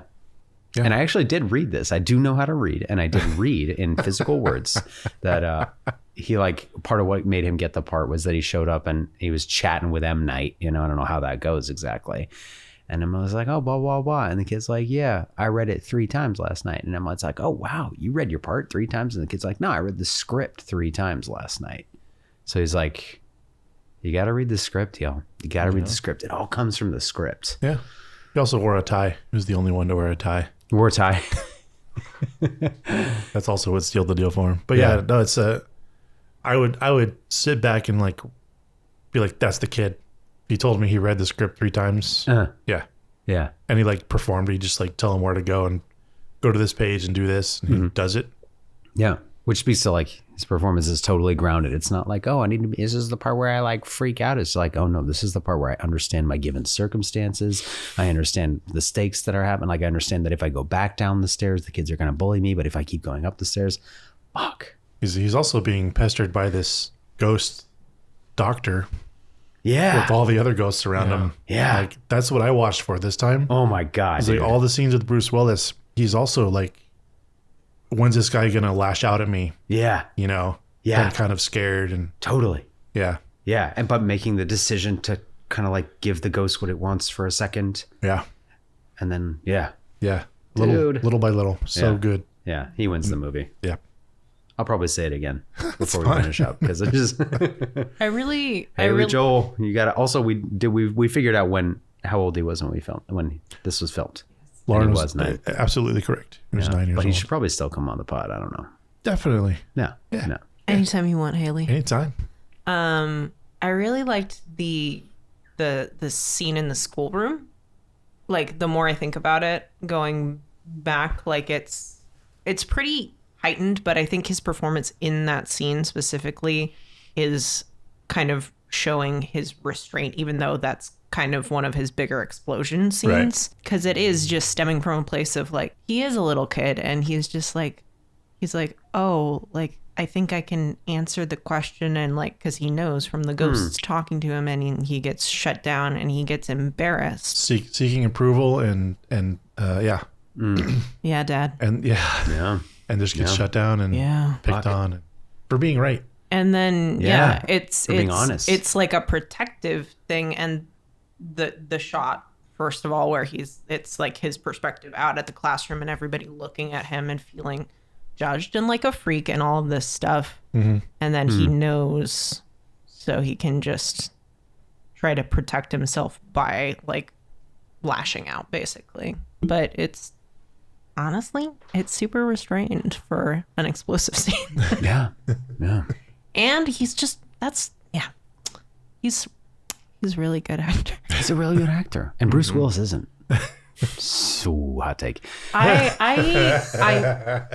We can save it for that, but what I will say is like, I was annoyed at first, and then I realized that like he is moving with a lot of grace in this project of being as restrained as he is and letting this young co-star who can completely carry the scene. He doesn't have to do any crazy shit. And he's also dead, so maybe he should just chill out, you know? Yeah. No, he's perfect for this. Like I was made self-conscious by his acting at several points in this movie, but I'm also like, what more do you want from this like ghoulish dude who's just haunting this little kid? And like you say, like, fucking A. And the kid gets nominated for Best Supporting Actor. It's like, fuck that. I don't give a fuck if he's fucking 9, dude. This movie's about two people. And it's Bruce Willis and this kid. And this kid is running circles around Bruce Willis, who's letting the kid run circles around him. Like, you're not always going to be the main event in this scene. And maybe Bruce Willis knows it, you know? And he's like, oh my God, this kid's brilliant, you know? And he lets the kid do his thing.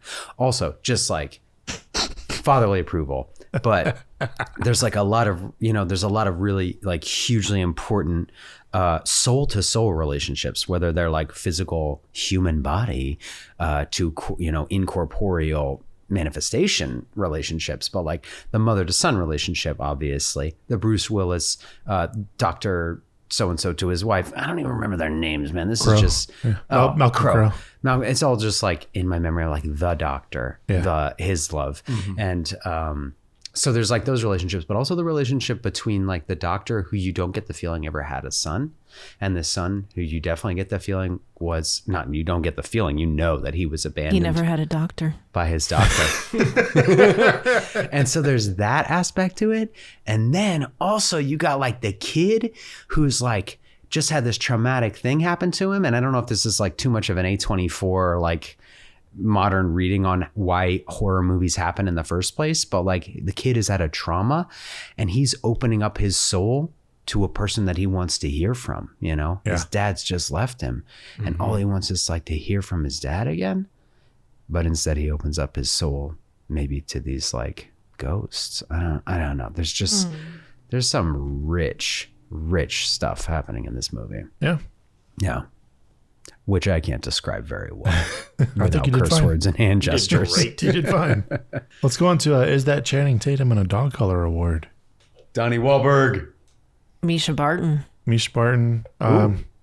The throw-up girl. Little throw-up girl goes on to star Kira, in the OC. Yeah, TV. I never watched either. I know her name. Back out west where we settled from. Oh. Started. Whatever. You know? I don't know this person. I'm sorry. That's okay. I think did she do anything other than the OC? She did a lot of TV shows. I looked up her thing. I know her name really well, but I've never seen her in anything else because I don't watch TV. But she's done a lot of TV stuff, and she's very popular and beloved. What you got, Chuck? I went like the lowest of low-hanging fruit. I was like, I didn't realize Toni Collette was in this. Same here. Wow. Going back, I do not remember her being in this. And I only kind of remember her from Knives Out. And like falling in love with her performance there. Really? Wow. I just didn't know who she was. But I know who she was from Sixth Sense too. I just didn't know that was her. Yeah. I never put those two together. And I was watching this and I saw her name come up. I was like, shit. Yeah. She's been killing it forever. Yeah. Also, his wife, Olivia Williams from Rushmore. Oh, yeah. That was like And many that was my things, yeah. secondary. But yeah, Donnie Wahlberg. Donnie fucking Wahlberg, Donnie dude. Wahlberg. And I was like, Can dude, this we just guy's talk about that scene for a second? Like, absolutely. He's in this After movie you. for He like, lost over 40 pounds for this role, apparently. holy shit. Damn. He's in this movie for like 5 minutes tops, and he is haunting. This is like easily the best performance of his entire career.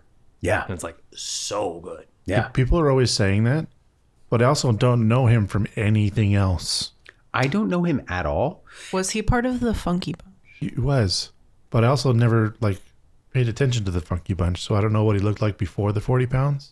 I think He looked great after he it, doesn't- though. I was like, Burlier. look at this underwear model. Like, who the fuck is Mark? Doesn't Get resemble this Mark guy in a- to me in any way, No. and I'm like, Who the fuck is Mark? I didn't know that it was this person at all. I just watched this movie and I was like, dude, this nobody, this guy who only ever plays this role, just some guy coming off the street and setting the fucking terrifying tone for this movie. I'm gonna start swearing more because I got a lot of points to make. But setting the tone for this movie, that scene is terrifying, and he is terrifying in that scene. I think I love that scene. And then I was like, wow, who is this guy? And I looked at him, I was like, Donnie Wahlberg. Oh, I'm so glad I didn't know that, or I would have hated his performance. I'm like, this guy's just an underwear model, trying to make this thing happen. I don't know what's going on here. But dude, I loved that moment, setting the tone for the whole movie. Yeah. And they filmed sequentially. Boom. High fives. So for that to start off the movie, also I know we got a kid and a big movie star, but let's take this shit seriously. Yeah. Oof. Dude, I love the tone of the movie set by Donnie Wahlberg. sure beats the conversation they were having beforehand. Yeah. Yeah. Yeah.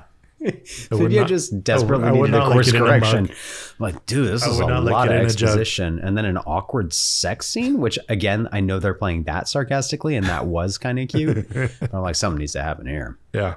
Right on. Yeah. Did anyone have a Hans Gruber Deathfall Award? Oh, I did. I got one too. Who'd you got on 3? 1, 2, 3. Tommy Self-doubt. Tomasino. I got Tommy Tomasino. He sucked big time in the play. I loved that little subplot. I loved seeing Me his too. stupid commercial. Yeah, his fucking cough syrup commercial is amazing. And then at some point, Cole says to dead Bruce Willis, he's like, he was in a cough syrup commercial. He said the play was bad because the performances were self-conscious and unrealistic. So then when he falls from grace and he has to be this setup for Cole's King Arthur. Yeah, it's Dude, good fuck stuff. Tommy Tomasino. Yeah. That's why I like a movie that gives me permission to hate a child. Because that really puts you in the 9-year-old seat. Oh, this fucking asshole 12-year-old. You know, I don't know. Yeah, sure. I said self-doubt because I was I sat there, I was like, what is the villain? What do they overcome in the end? And it's just realizing, your purpose and true calling, which is, Yeah. Yeah. sure, why not? I mean, all Cole wanted out of the interaction was to not be afraid anymore. Yeah. And he's not. Yeah. It's actually a very sweet story in the end. Yeah. Death is a part of life, y'all. Yeah. Get your wills in order. Loss is a part of life. Yeah. Yeah. Yeah, I just said I'll show you where my dad keeps his gun kid. That just fucked me up as a child, and I just needed an fucked up. excuse to talk about it. Yeah, that was as a kid, aside from Vomit Girl, that was the thing that was oh, okay, this is a scary movie full of adult situations that I am not allowed to watch, but I am watching right now, and this is terrifying. Yeah. Well, I don't have any, but did you have some more stuff you wanted to wax poetic on about? I do. Yeah. This Here we go. this would be a good point to do All right. that. This is a great point, actually, because this movie had me crying out of both eyes by the end, double ducks. And the scene with Toni Collette and Haley Joel Osment, who won the movie, had me out of the left eye. And then Bruce Willis has to say goodbye to his wife. And that had me going out the right eye. This was a 2 tears down. This movie is so wonderful. And it's funny because my overwhelming memory of it is it being scary. Right. And then watching it again, I'm like, oh my gosh, this is scary. Yes. Like an isolated child, that's terrifying. But it's also a beautiful human story. Profoundly sentimental. Oh my word. Yeah. Sentimental, which just like, oh yeah, I'm there for it. If you're playing that world's smallest violin, I'm all ears for it. So I just like really, really love the human element of this story. People trying to communicate, because that's what ghosts are trying to do. Ghosts are trying to communicate, but they don't know how, because they don't have the same, methods of communication that we have. And all they can do is like open cupboards or smash windows, like make lights blink. Or make lights blink. Don't fuck with me right now, dude. I'm freaking out. Is there something behind me right now? No. So I was just thinking, so I went to, all right, y'all. I went to see a movie the other day, and it was called A Different Man. Okay. I went and saw it in theaters. It was great. And I knew that the next day I was going to see The Substance. And as I was watching A Different Man, I was kind of like, wow, these are both like maybe body horror films in a way. And I was just thinking about like the I don't know, like sort of the nature of horror films. And A Different Man ends on this very twist of the knife kind of note that for me was hugely instructive. And I thought, like, there's something about ghost stories that are instructive. And slasher stories, we get it, because it's like, oh, slasher stories like don't have premarital sex and don't go further into the building. Don't go further into the building, and don't split up for fuck's sake. You know, slasher movies like never scared me, because I'm like, I get it. I know how to act normal. I know I'm not normal, but I can do this, Also, like, you put your back against a wall, and if anything comes near you, you defend yourself. Like, that's a slasher movie, so it doesn't scare me. And then, but I was thinking about all the instructional natures of our ghost stories, and like vampires. These are like hundreds years old tales that we have, and the essential nature of a vampire story is like, take care of your body, be healthy, eat garlic, it's good for your immune system. Don't go near bats, don't go near rats, don't go near dead people. Rabid animals are sensitive to light, so it's like the idea that a rabid animal would only come out at night. It's like, oh yeah, these vampires, they're trying to help us out. And I was like, oh, what else have we got? Demonic possession, like, the Lord is with thee. That's the lesson there. The Lord is with thee. Do not despair. For though I walk through the valley in the shadow of death, I shall fear no evil, right? And then zombies. I was like, what the fuck is happening with zombie movies? We have this like influx of zombie movies. I think it's like hugely of our moment, this like post-millennium moment where we're like this global civilization who's possibly just terrified of the fact that there are more people on Earth than we can even fucking comprehend taking care of. So it's like, well, let's fucking kill them. And zombie films are like, what are the lessons there? Like, buy a gun, plant a garden. Like, you need to learn how to take care of your fucking self. 42nd parallel. 42nd parallel. Yeah, you better get above or below that bitch, because you don't want to be near the equator. Yeah. Start a farm, buy a cow. Get your shit together. So, but I was like, oh, ghost stories. So when I watched Bringing It All Back, A Different Man, and then also watching this movie, I was like, ghost stories are instructive. They're the instruction of a ghost story is the most inspiring of horror stories, because what they're really instructing you to do is to love being alive. And I think of that scene. This is the weirdest scene in the middle of this movie. Homegirl's selling a piece of jewelry to a newly married couple, and the guy doesn't want to pay for the piece of jewelry. And it's so close on all their faces, and it's a big long oneer. Yeah. All three of them are standing so close together that it's like, there's no way they're standing this close together if they're not in a movie. But they're all just like right there, and the guy doesn't want to pay for the piece of jewelry. And I'm just thinking, like, ghost stories tell us, like, instruct us to live our lives while we're alive. Don't wait. So buy the ring? Buy the ring. Gotcha. Absolutely. Because your money when you're dead, that ain't gonna do a thing. Yeah. Like, you gotta buy that ring. You gotta love that person. I was thinking of A Different Man. Like, you have to love your, spoiler alert, this movie just came out, so actually I could spoil it for somebody. And The Substance, like, you have to love yourself. Like, The Substance, this lady's like, when she's young, she's killing it. And when she's old, she watches television. There's no kind of life. You got to love being alive while you're alive, while you're in that moment. So, like, this fucking movie just like made me want to, made me want to be the most loving person that I can be while I can express my love. It made me want to communicate, you know? I'm ready. Yeah. I love you guys. Love Me you too. No. It actually leads directly into my controversial hot take. What I you're hate this talking movie. about. I fucking hate this. I hate you. And I hate you for making me watch it. It's time for controversial hot takes. Fuck I'm not you, Sam. done. Controversial hot take is Sam has another hour on his soapbox. I love how literal you are interpreting. Yeah. I love how literally you interpret all of the horror genres, because like I think you're taking such a literal read, but they're also like the metaphysical like reads of it too. I'd love to talk to you about it more on a show.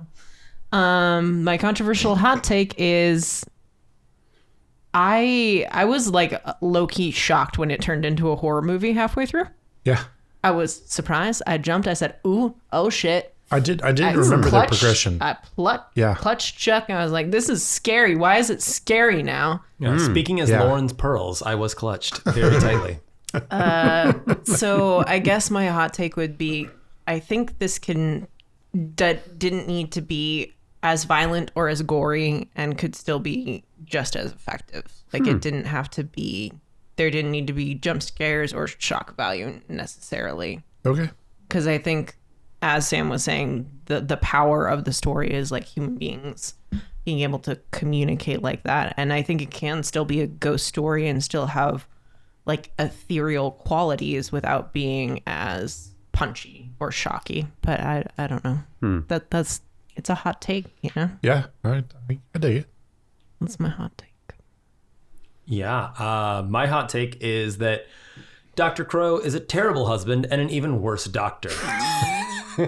How do you go about interacting with your wife and the general public so little that you don't realize you're dead for like an entire year? And on top of that, you know, as far as the doctor aspect, he's a terrible doctor. He at one point, like Cole is asking him like, what makes you sad, blah, blah. And Dr. Cole literally says, we're not supposed to talk about our feelings.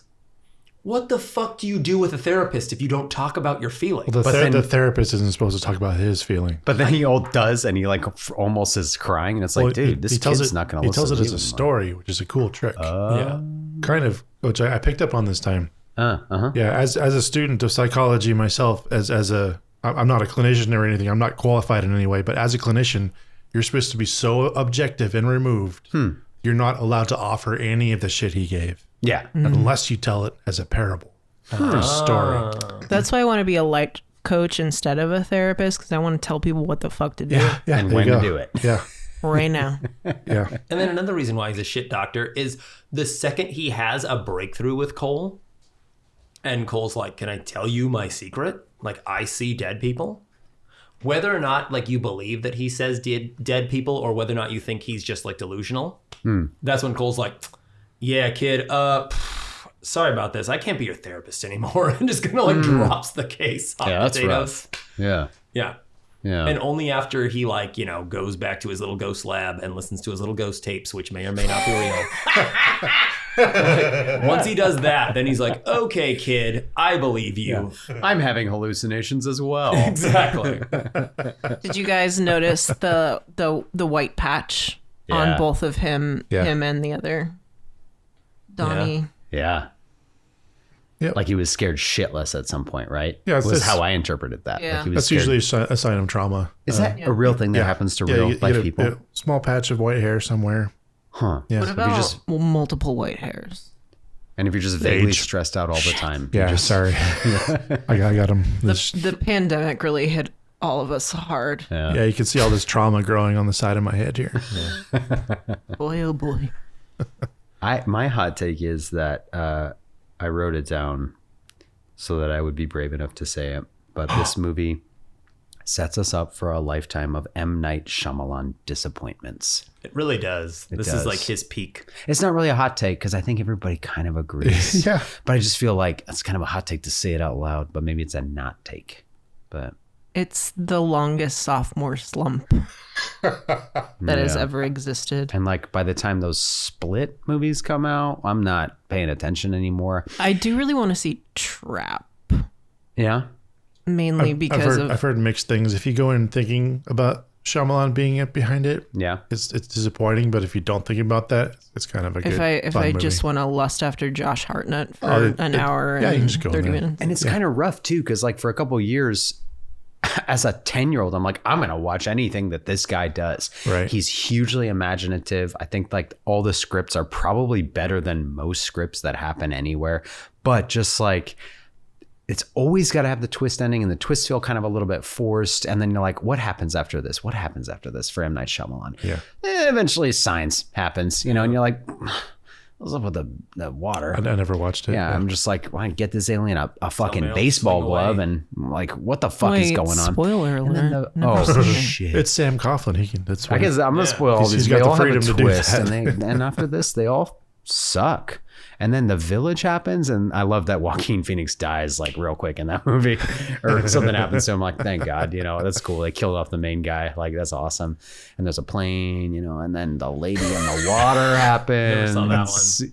I saw that Giamatti, one. right? John Leguizamo. This isn't my hot take, but that's the only other Shyamalan movie I like, and nobody liked it. Lady in the Water. Lady in the Water. Sorry. I know. It was cumulative, because by that point I'd kind of lost patience, but I kind of liked that one again. I was like, oh, maybe we're back on the horse here. And then whatever happened next was just like, dude. Yeah, I will watch anything Paul Giamatti's in and probably love it anyways. Yeah. But Shyamalan being removed from that, you know, but that movie itself, I liked.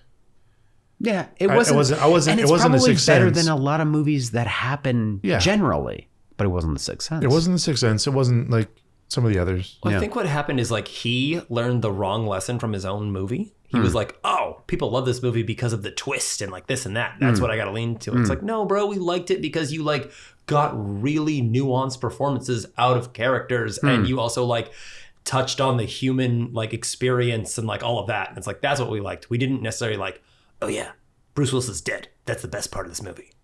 I think it's an underlying sign of the nepotism that happened. Like he's in this elevated position, making all these movies and making all this money, not qualified to do it. And that's why his career is kind of, his movies have kind of disappointed. And it's also like being in a position where no one's telling you no. Yeah. That's He's a like, huge oh, I part get of it. Absolute creative control. That's what I need. But it's like, dude, everybody, Disney sent you all these guys that made The Sixth Sense awesome. Did that with Avatar, and look what happened. Avatar was the first movie of his that I ever saw. Yeah. And I saw it in theater multiple times. It was during a point in my life where I think it was probably like, I don't know, 13 or something like that, maybe when it came out. And the theater in Sevastopol, that is now the Rialto, on Tuesdays, you could go see a movie for $2 or $3. And so I would go in and I would watch multiple movies. Sure. Because it was air conditioned and it was the summer. Like, Yeah, you what am cannot I melt. supposed to be doing? Yeah, exactly. So as a consequence of that, I unfortunately saw that movie multiple times. Very young, hot Dev Patel in there. So I've seen it multiple good times stuff. too. And as its own movie, I had no concept of any of the lore. I thought Exactly. it was like a Same here. standalone property at that point. Because, as its you know, own movie, I'm okay with it. But What are you guys talking about? The last Airbender. Airbender. But it pissed so many people off People because it hate it. because it messed with the original IP so bad. Oh. It just did not do it justice. And Aang is not a Chinese boy; he's a white kid. So, Problematic it's casting. problematic casting of all the people, I think, other than Dev Patel, who's amazing. Yeah. Yeah. Yeah. I also saw it in theaters, and I remember just being like, wow, that sucked. Why did that suck so much? And then, like, the credits came up, and it was, like, directed by M. Night. And I was like, oh, I got Shyamalama Ding Dong. God damn it. He got me again. I had no idea he even touched this movie. Yeah. Yeah. My hot takes kind of sucked. I'm sorry. We all No, that's agreed with fine. it, My hot but- take kind of goes back to something you said earlier, where this movie gives us permission to hate children. I don't necessarily hate children, but Some children, I did. no. My hot take is to push those kids down the stairs that shoved Cole in the little attic thing. Fuck those kids. Yeah, I want to watch them like tumble down that spiral staircase. Who do you think should push them? I want to watch One of the them. moms. I want Toni Collette. Yeah, Toni Collette. Just like push before them she down, tries to save and her there son. should be a single take of them going. Oh yeah, I want to see that plonge camera shot all the way down. Yep, Yeah, yep. Plunge that's straight down, and you watch the kids. Yeah. As long as we're making strict requests, I want Toni Collette to push those children in that like hotsy-totsy little button-up she throws on when she's doing laundry. God. We never get to see where she works. She's working in multiple places too. That's why. Oh Two yeah, I know. Yeah. I'm cool with that. She's also wearing a wig through this. Oh yeah. Yeah. Oh, yeah. Yeah. Nice wig. It's a tight screenplay. I don't need to know where she works. Sorry, Luke, but Tight screenplay or tight shirt? Is that? exactly. Yeah, gotcha. Yeah, They're exactly. both tight. I cut the metaphor. Yeah. Yeah, we got enough character development going on visually Yes. that I don't need to know anything about this person. Oh god. All right. She is so good in this movie. She's too. great. She's so fucking good. It's yeah. She also wins the movie. It's been understated up till now, as you say. She is firing on all cylinders. Just She's also like really walking the fucking edge there of being like not understanding, but also just like trying to understand and be a good mom. And like another like little scene that I really like is after she like accuses him of stealing the bumblebee or whatever the fuck. pendant. He like has like a moment and kind of freaks out, and then she's like, what is she doing? She's like looking for something. The dog's running away from the ghost. She's trying to get the dog, and he comes and he asks if he can sleep in her bed, and like if you're not mad or something like that. And she's just crying because she's upset about their interaction, and she just holds him, and it's just like, oh, fuck. And like I think it's relatable to me because like my mom was definitely like overworked and just doing her best, but like the moments that you remember are like those connections of like when you really like she's trying and maybe she's fucking up and angry and tired all the time, but like the moments that you remember are like her like being there for you and like bringing you in and taking care of you, and I don't know, it's a great performance. And it's immediately after that moment with the bumblebee scene where she has this moment where she's like so violent with him. She calmly says, "You've had enough roast beef. I think you're excused from the table," or something like that. Yeah. And then he doesn't respond, and she just screams the word "go." Yeah. And it's like, whew, this lady is willing to go to some like sort of very interesting, violent places, like with her acting. And then I am your mother. And then afterwards, like, because I know that she's like now maybe I think of her as like a total scream queen. Like I will tune in to be scared shitless by Toni Collette. I'll watch anything she's in. I'm like, buckle me in. Let's do this. This lady's awesome. And to see like those little first steps of like, this lady is not afraid to go to some very like violent places and places that are like violently frustrated and then caring, just like one moment to the next. I think love her performance. Yeah, it's coming. Why I think she's so good is that there is like an innate understanding that she is able to portray without being heavy-handed about it, is that any like when you're angry towards somebody, it's because you care about them or the situation, and you feel passionately about it, and the anger or like violence that comes out of that is coming from a place of caring so deeply and feeling frustrated with the situation or yourself, I guess. Yeah. Frustration, helplessness. Yeah, Definitely. yeah, good stuff. Good stuff. Yeah. On to Blue Velvet Meets Blue's Clues. I actually pulled this together for the first time, Oh, I think, all right. ever on this show. Do we need a break? No, I was just going to sneak off. Okay. Yeah, it's fine. I don't need a break. I just don't need to be here when Lauren says what she's saying for this category. I'm just going over there. He's being a little sneak. Get another beer. Can you get me one too? Yeah. Thanks. You guys want one? Yes, please. I think I'm good. Should I have just said I need to take a break? For editing purposes, we are on break. Okay. I'm sorry. No, that was more just for editing purposes. We are on break.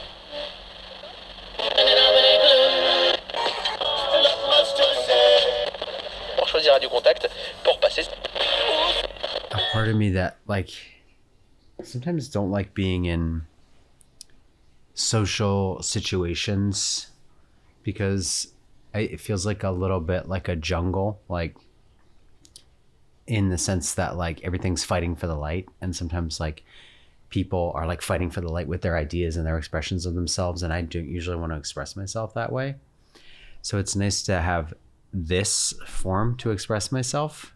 So I'm turning into a tyrant when it's like, oh, when I start talking, everybody has to listen and everybody stops talking and listens, you know, like it's kind of, I do apologize if I'm overly verbose. I'm sure that this movie is not quite as interesting as it's not maybe enough for all of this that I'm doing, but it's kind of nice to like have a format where like people have to all listen to one another. No, it's the structure. Yeah, I listened to 3 podcasts about this movie in the past month. We are covering things that none of those people covered.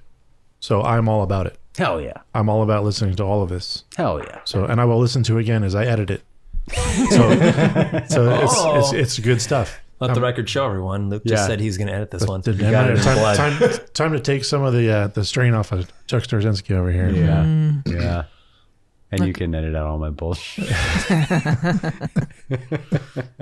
No, it's Thanks great. for letting me take a break. I'm sorry, I didn't mean to force great the stuff. issue. I thought I would just sneak away and come right back. It's perfectly fine. We're at 2 hours right now, which is longer than normal, but not longer than normal for a Sam Coughlin episode. Woo! Yeah. Spoiler alert. This is going to be boring. No, it's perfectly fine. There's a lot to cut out. Don't worry. Yeah. No, I'm leaving it all in. If you don't like what you're hearing, fast forward. It's a free button. It's on your player. Just do it. Yeah, there you go. That's this bit. Yeah. Yeah. If you don't like this edit, fuck off.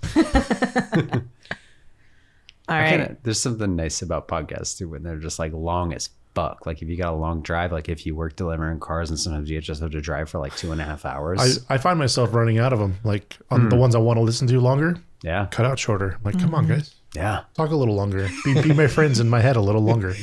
Yeah. Somebody get the guy another drink. All right. Blue Velvet meets Blue's Clues. Okay. This is not like a mashup replacement. It's a tone-deaf sequel called The 69th Sense. Oh. And it's like an American Pie Superbad sequel. Cole is now a teenager, and he's using his power to scam on girls and see ghost boobies until he gets haunted by a teen boy ghost, and the only way to stop the haunting is to help the ghost lose his virginity. And this couldn't happen at a worse time, because Cole got really into theater and is starring in his high school's version of either Spring Awakening or maybe Hamlet, because he sees ghosts. It's a coming-of-age, losing your virginity raunchy comedy. Outstanding. Outstanding. I love it. Thank you. nothing. I'm gonna Wonderful. I'm gonna piggyback off yours. Mine is very similar, weirdly enough. It's almost like we live together. I know. I said Sixth Sense meets Hitch. So Cole uses his ghost-seeing powers to help set up undead couples. Wow. After Dr. Crow realizes that he's dead and can't be with his wife any longer, he hooks him up with the nice burn victim lady from the high school, and then inevitably falls in love with the vomit girl himself. Oh, wow. Very nice. Oh. I don't have anything near as detailed or as funny as either of you, but I did think about why didn't we get a sequel? Why didn't we get Detective Cole Ghost Boy? Mm-hmm. We might. Where he could have like kept on finding and solving more like secrets, more mysteries, and I would watch that. Yeah. Is that not what Icy this Dead newest People. movie is about? It's I Know Dead People. Or Trapped? Is that not what this is about? This? No, is Trap or Trapped? Did you say the upcoming Josh Hartnett, M. Night Shyamalan? It's about... It's not grown-up Haley Joel Osment. No. Spoiler alert. No. Spoiler alert. It's Josh Hartnett is like, I mean, I haven't seen it yet, but from the trailer, he is a dad who is taking his daughter to like a Taylor Swift figure like concert, like huge pop princess, coincidentally played by M. Night Shyamalan's daughter in the movie. Heads yeah, up. very coincidental. You're going to say M. Night Shyamalan. I was like, I know the cameos, but boy, that's bold. He does do a cameo in the movie. Yeah.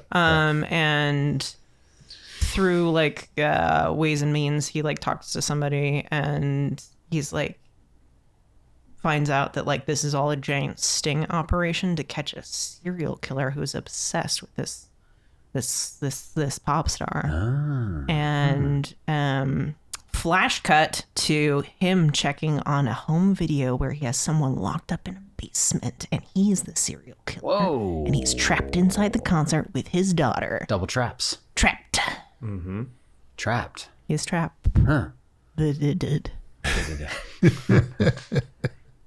What's your Blues Clues? My Blues Clues is The Sixth Sense and Can't Stop the Music, which is a 1980s pseudo documentary about or pseudo biopic of the Village People, because I just wanted him to say, I see gay people, da da da da da da, YMCA, and then a colorful world of pride and acceptance is revealed to Cole, who spends the rest of his life escorted by a fabulous posse of ghosts. And there's no like development, there's no crisis for the character. It's just like a fabulous Dance last numbers. half hour Yeah. of the movie. Yeah. I'd watch that too. Yep. Yeah, that was immediately what came into my mind for this category. I was like, Wow. I know right now what I want to happen. I don't want dead people. I want happy people. I want visibility. God damn it. Yeah. Excellent. Well, I don't know if this the name of this has become too problematic or not, but here comes Kanye. Pluggables. Anybody got anything going on? Anything they want to sell? As always, go see live local theater. Hot local theater in your area. Yeah. Support right. the arts. That's right. You know, it's important. Yeah. Do the work locally and internationally. Very nice. I have been informed that people should be on the lookout between here and Las Vegas for all kinds of Nostalgia Killer stickers. In your, right next to your mom's number in the stalls. That kind of stuff. We do appreciate the attention. Either way, we get it. in any way. But, Exactly. Scan those QR codes Scan right the next QR to the glory holes. Scan the random QR code in the fucking truck stop bathroom. Yeah. Dude, I do that all the time. Yeah. I always like try to do a nice sardonic and depressing pluggable. You know, I'm just like here to advocate for composting. And you got to remember, it's got to be a 1-to-3 ratio with your nitrogen to carbon. And so I suggest that as you compost your hopes, dreams, and aspirations and see what comes out of them, make sure that you've got 3 parts really like fresh cut dreams and aspirations to nasty old carbony, hopes. No, the garden of my dreams and aspirations is Thriving. It sounds like very fertilized. bountiful. Nothing's growing yet. Is infested. That's what I hear. Yeah. No, because I got the carbon to nitrogen ratio right. Okay. No. It's rancid. Yeah. Sludge. We also have our season 1 playing cards available on our website. Lovely cards. I'm Beautiful design. gonna find new ways to promote them and sell them. But if you're listening, you can go buy them now. If you're listening if you're still listening to the podcast and you have been on the show, please let us know because we need to get you your commemorative cards to you. I thought that would sound so much cooler. It was very cool, sweetheart.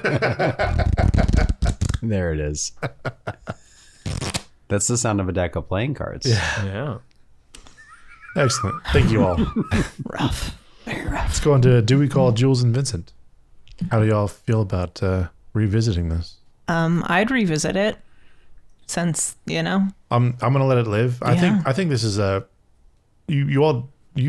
is the first time seeing it. Yep. You haven't seen it in like many years. I would say this is probably the most important piece of Americana from the 2000s. From 2000 era. Well.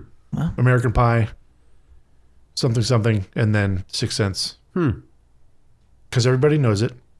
Everybody, it's been spoofed and parodied and referenced so many times. Yeah. And it's essentially an indie film. Despite all the money that went into it. And All the talent. first time all director, the first studio. time producer, that kind of deal. I'm killing it. Because I know that it'll come back and it will instruct me to live a more full life. So that's why I'm killing it, because I'm a wise ass. Fucking love this movie. Everyone should watch it. When they live. When they're old enough. Because it is kind of scary if you're a little kid. I just noticed that, ironically, our third option, Butch Comes Home Early, is Oh, yeah. what's his Mr. name? Willis. Mr. Yeah. Willis. Yeah, he would kill it. Yeah, he'd probably kill it. Yeah. No. Malcolm Crowe. I'm so glad that I watched it, and I look forward to rewatching it in a Awesome. few years. That's what I was going to ask. Yeah. Would you watch it again next year?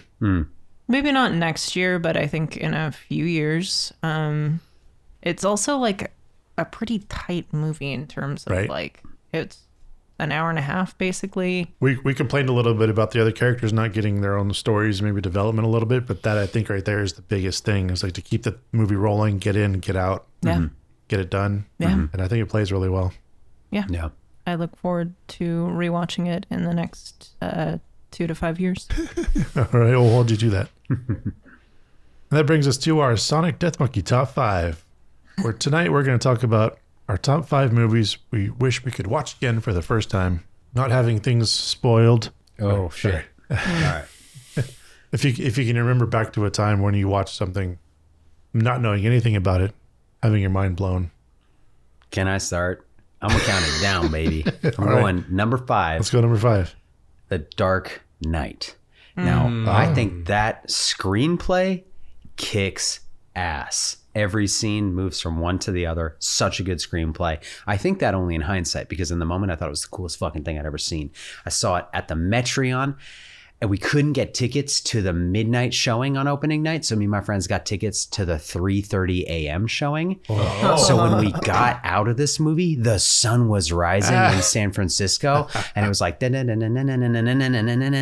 felt so fucking All right. Dark Knight. I was ready to fight fucking crime. Yeah. I That's wish I awesome. could do that again. That's awesome. That's Yeah. a great story. Hell yeah. Although I'd probably be exhausted if I did that right now. I know, right? I just did the whole thing last night of getting up at 3:30 and staying up all day. There's no fucking Actually, way. fuck that. Never mind. No fucking way. Do you want to go this way or Yeah, that go way? ahead, Lauren. All right. Kicking it off nice and easy. Fight Club. Yeah. Oh yeah. Nice. Yeah, that's Hell yeah. Another super dope twist. I watched it young enough. I sought it out and didn't know what was happening, and it was super fucking trippy to realize that. And then read the book, Yeah. stuff like that. Good movie. Yeah. I'm looking at my list now, realizing that it is over 50% David Fincher. So look forward to that. Coming out of left field with this one, and I will not mention any spoilers, but Splice. It's a like early 2000s sci-fi movie with Adrian Brody, where Adrian Brody, and I'm forgetting the actress's name, basically create a like humanoid, weird, like kind of alien creature. They basically do some like genome splicing. And I'm not going to spoil the movie, but there are 2 major what the actual fuck this movie's going to keep going moments after this pivotal scene happens. That I just like, when I saw it as like a stone teenager, I was just like, wait, what? It was like, had to literally like rewind and like relight the joint and just be like, oh no, Adrian Brody actually, okay, whoa. We got us a movie. Okay. Yeah. That was a choice. And then like another thing happens later in the film. Again, no spoilers, because if you want to watch these movies for the first time, I'm not trying to take that away from you. That's great. I haven't seen it yet. Yeah. And then another thing happens that's like, whoa, that was another choice. That was a much worse choice that I do not stand by, but like, holy shit, we're doing that now with this movie? Okay, sure. It was one of those, classic like random like bargain bin rental movies where you're just like, all right, I'm going to rent like 3 movies tonight. And like, the clerk's like, if you rent like 2 more, you get a little discount. And you're like, okay, sure. And I just grabbed Splice off the shelf, and it was just like, Holy shit. oh my God. Yeah. Nice. My number 5 is a movie called Russian Ark. Oh. Have any of you heard of it? Never heard of it. Chuck may have heard of it. It's a Russian film. It is a single take that is 1 hour and 40 minutes long. Oh, Jesus. that's awesome. And it's got like something like 4,500 people went into the production of this. And it's a fun watch. I watched it the first time going, there's got to be a break. There's got to be a trick. There's got to be a wipe or something what they do. No. It's all one steady cam. That's fucking sick. You're basically you're being the character as a ghost, and another ghost is taking you around all these parties, different eras. When did this movie come Oh, out? I've heard of this. Torn 2003. Huh. I have a copy of it. I can get it to you guys. Yeah. It's good. I mean, it's a fun watch. It's like watching a huge stage play go on for an hour and 40 minutes, all one time. Huh. There's a lot of tricks. There's a lot of fun stuff that they do, but it does not break. That's awesome. And I kind of wish I could watch it again for the first time because I watched it going, when's it going to cut? When's it going to cut? When are they going to do that trick? Even though they said it's all one take, there's no way it is. Totally is. Huh. They did it. They shot it. They took the movie that you watch is I think the fourth take. Damn. So they did it 3 other times and they like messed up in the middle, so they just stopped, like reset. Huh. But it's an amazing watch. Huh. Highly recommend it. Wow. And a good story too. So it's Hell just a good period piece. You guys ready to go to number 4? Yeah, suit number 4, man. So my number 4 is Cabin in the Woods. Someone recommended me Cabin in the Woods, and my favorite recommendation for a film is, I can't tell you anything, just watch it. Yeah. That was what I got for Cabin in the Woods, and I fucking love Cabin in the Woods. I do too.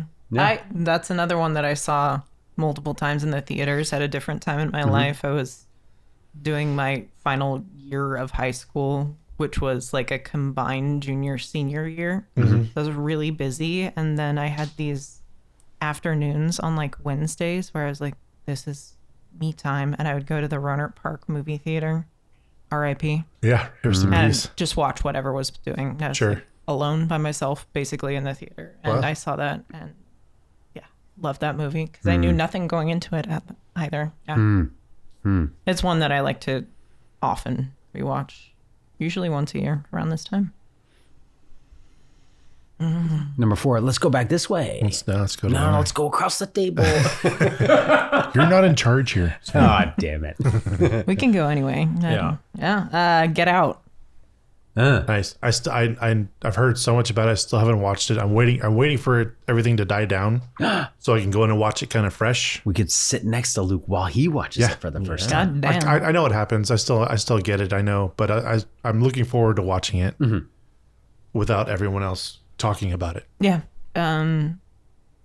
It's just a really fun, well done horror movie by one of the most exciting genre directors we have currently working. So Holy smokes, right? Like, where did he come from with all these great movies? Yeah, my number 4. Now that I'm looking at the list, it's a little bit of a cop-out, but The Greasy Strangler. Like, the first time I watched it, just being like, whoa, what is this movie? And just like, it kept getting weirder. And it kept like, I'm like, okay, like, give, and again, no spoilers for anything, but like giving away like a titular twist in the first like 10 minutes of the movie. I was like, oh, okay. Where's this going to go from that then? And then it's just like, it keeps going. weirder and weirder. Weirder and weirder. Yeah, I haven't watched it a second time yet, but I totally get it. Like, It's one of the funniest movies I've ever seen in my life. yes. Never seen it. It's like that meme, like, never let them know your next move Yeah. kind of deal. Yeah, I love it. Is it my go? My number 4, one of the first movies I saw when I came back, other than Blade, came back to the United States, was Saving Private Ryan. And that opening 20 minutes of the landing on the beach. Yeah. Like, I've never been in that kind of battle, but I feel like I was in that kind of battle. After that, watching those people carry their limbs that were shot off. Never seen it.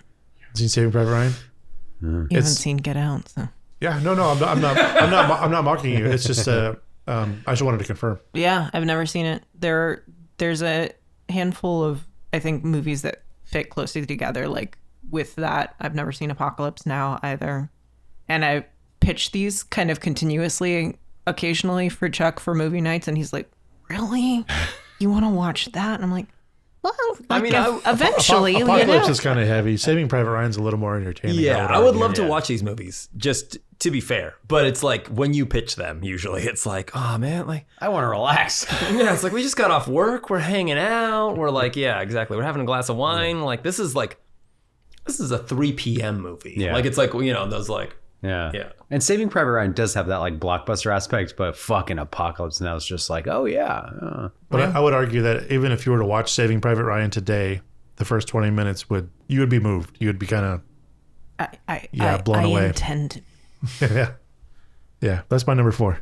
Where you go? Apocalypse Now, you'll just sort of like watch the Congo get drained of its resources. It's rough. Surprisingly contemporary. It's awful. Yeah. Is that Apocalypse Now? Yeah. Yeah. Number 3. Number 3. Number 3 for me is Border because of one scene. Do you guys have you seen this movie? Do you know this scene? Do you know the scene? I know the scene. All right, that's No it. spoilers. Border. Everybody, buckle up, watch that movie. You'll love this scene, or you will, maybe not. I don't know. It's a weird scene. when You did it might come know out? when you see it. How old is the movie?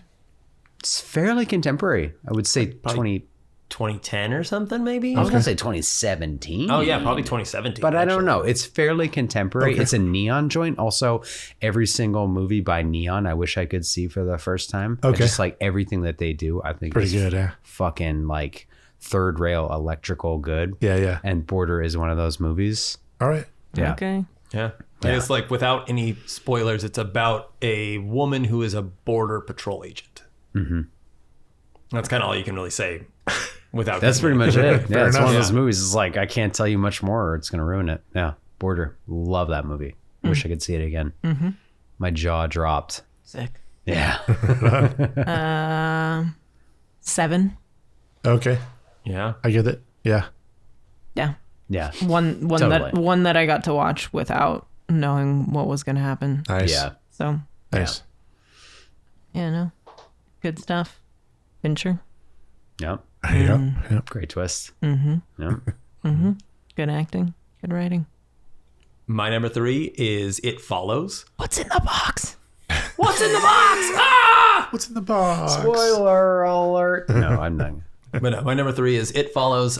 Just for the sheer, like, I went in so blind. I saw that movie, like, just on a whim with a couple people, like, on a very foggy evening.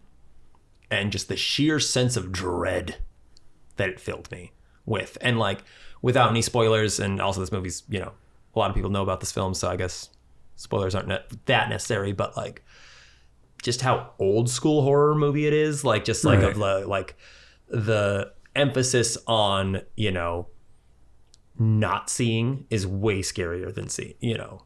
Then it's like, I don't need a gore fest. I need existential dread. Yeah. I need slow camera movement. I need a really good soundscape. Yeah. Yeah. Nice. My number 3 from around this same time as, well, not the same time, the 2000s, Eternal Sunshine. Oh, yeah. So I watched this movie in the theater 4 times, at least, because it fucked with my reality so much, Yeah. the way they did the editing, the dreams. That's how I wanted to think of it and see it. But yeah.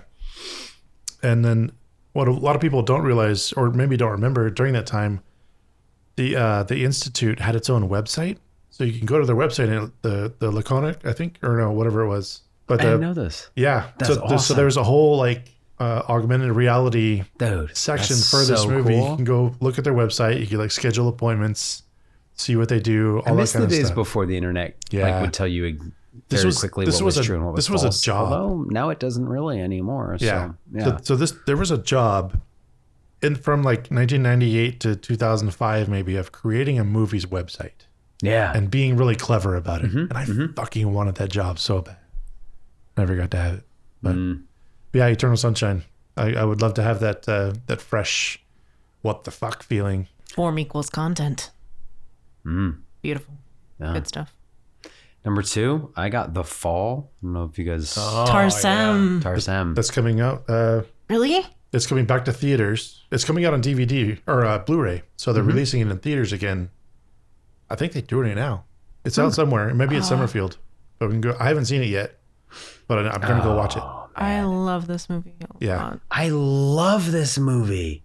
oh my God. And it's like one of those movies that you It's fall one of the in most love with and then you beautiful fall movies. out of love with it because you like grow up, you know, and you're like, oh my gosh, that was a time in my life. That movie for me is like a time in my life where I was in love with that kind of thing.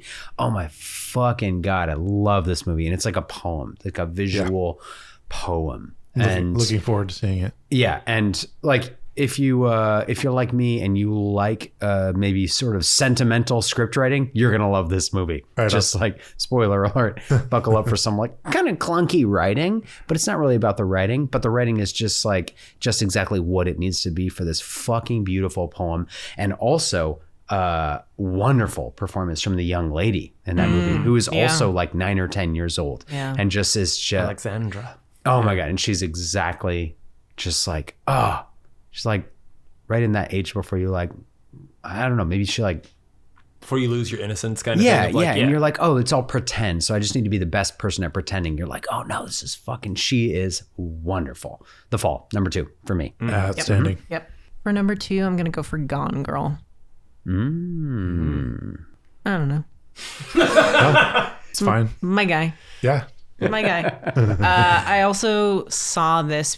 I think this book was the one that was like, okay, you need to read Gillian Flynn. Yeah. And it kickstarted me reading all of her books, which was like Nice. a really great experience for me. Really interesting writer. And yeah, I like this movie a lot. I still haven't watched it. Is that Rosamund Pike, right? Yeah. Yeah. she I fucking- absolutely love her. It's a really good performance, and it's, Finchering. Finchering. No. Yeah. I gotta get on that. He gets a good performance out of Affleck. Nice. Yeah. I think it's so intentional casting him as that role Oh, yeah. that it's like, it is acting and pushing him to like do the thing that he does, but it's also like I know how the public perceives this person, and putting him in this role is like very specific and very intentional. And yeah, twists and turns, and it's also just like entertaining fun. It's a little trashy. And Yeah. I've never heard anything bad about it. Anyone ever is always like, you gotta watch this. yeah, I'd like to rewatch it again for the first time. Nice. It's Fincher making a Lifetime movie. Yeah. In the best way possible. Yeah. My number 2 is Everything Everywhere All at Once. I have only seen this movie once. Like, I would love to revisit it, but like I am like lightly afraid because the first time I saw it, it was just so effective. Yeah. Yeah. And so emotionally impactful. Like, I was fucking bawling during the last like 20 minutes of this movie. I was just like openly crying in a theater surrounded by people. I was just like ugly sobbing. Yeah. Dude, we I were- love we were- that movie. Yeah. I look forward to the several years between now and when I will be ready to watch that movie again. Right. That movie's banging. Yeah. I can agree. We watched it together and we were holding hands crying. Oh. And yeah, we went grocery shopping immediately after, and we're kind of dazedly wandering around this market, and like, unfortunately, like ran into people we knew, and I was just like, how are you? Exactly. I promise we're not getting divorced. We just saw a movie. That's all. Yeah, just very puffy eyes. swollen. Yeah. Yeah. Right on. I'm sad that I did not put that on my list. Wonderful pick. Mine is kind of a number 2 is kind of a throwaway, but I think it's for the podcast. I got to put Waterworld. I would also add, this isn't going anywhere else, but I also had like Robin Hood, the Kevin Costner's Robin Hood. Wait, I thought we were saying Waterworld. Oh, this is like in line with it, because there's Waterworld, Postman, all these movies. I remember watching Robin Hood and getting like huge joy out of it as a 10-year-old kid. And then the Waterworld, Postman, these kind of movies, I just fall in love with them, and I can watch them over and over and over. I kind of wish I could watch Waterworld again and get that fuck yeah feeling from seeing it for the first time. It's that absolute intense high. From it. Absolutely. I was, oh man. I don't even remember the first time I saw it. But I remember just like, there could be nothing better. There's nothing better. My number 1, I definitely don't remember the first time that I saw this movie. And this is a weird pick. Beauty and the Beast from Disney. Animated? The animated Okay. Beauty and the Beast. And I picked this one just to be esoteric. Like, if I'm being honest, this is the movie that my mom would put on for me and my sister when we were like pre-lingual, like we would, like this. I wouldn't say I was raised by this movie because, like, sorry, Mom, I didn't mean it like that. But, like this movie, I can't remember a time before this movie. So in a weird, like, philosophical way, I would wish that I could be so cleansed of all the tropes of storytelling that I could appreciate the animated Beauty and the Beast, which is a really wonderful movie. Sure. And honestly, I might just watch it again. I don't need to watch it for the first time. Might just like as a grown up watch that really sweet movie. The nostalgia. As old as time. Yeah. Song as old as rhyme. It's weird how the pieces fall into place sometimes. I don't remember the words. It's not about the words. It's about Gaston. Sure. Oh, yeah. I'm going to sneak in some honorable mentions here for Barbarian, which was a recent one that was really great to just walk in blind. I had a blast. Also, my most recent movie viewing, The Substance. I wish I could watch that again for the first time. That was a lot of fun.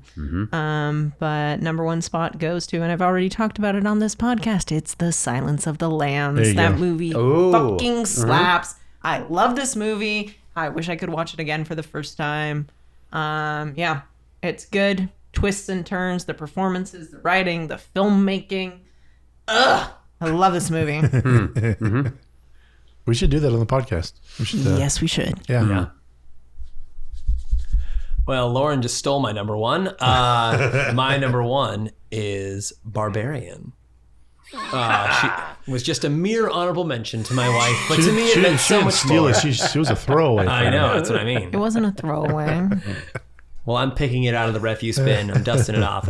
No, just it's awesome. Yeah. It's awesome. The movie like rips, and also like if you haven't seen it, I can't say anything about it. That's the best part about this movie is the fact that in the internet age of spoiler alerts and of just like you accidentally like see a meme that's like, well, I don't know what that means. And you look it up and you're like, oh, fuck. That's like the whole point of this film or like the whole point of this book or like whatever. And it just got spoiled for me.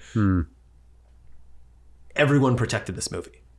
Like the internet protected this movie. It was like one of those like, oh my God, Barbarian, greatest horror movie of the year, blah, blah. What's it about? Fuck off. That's what it's about. Go see it. I haven't seen it yet. I still don't know anything about it. That's what I mean. Like, Go see it. I'll go see it. Yeah. It was just so fun. Yeah. Nice. Yeah. Well, my number one is not a particularly good joke or anything, but it's my favorite film of all time, Confessions of a Dangerous Mind. I haven't seen that. I recommend I've listened to a podcast about it. Yeah.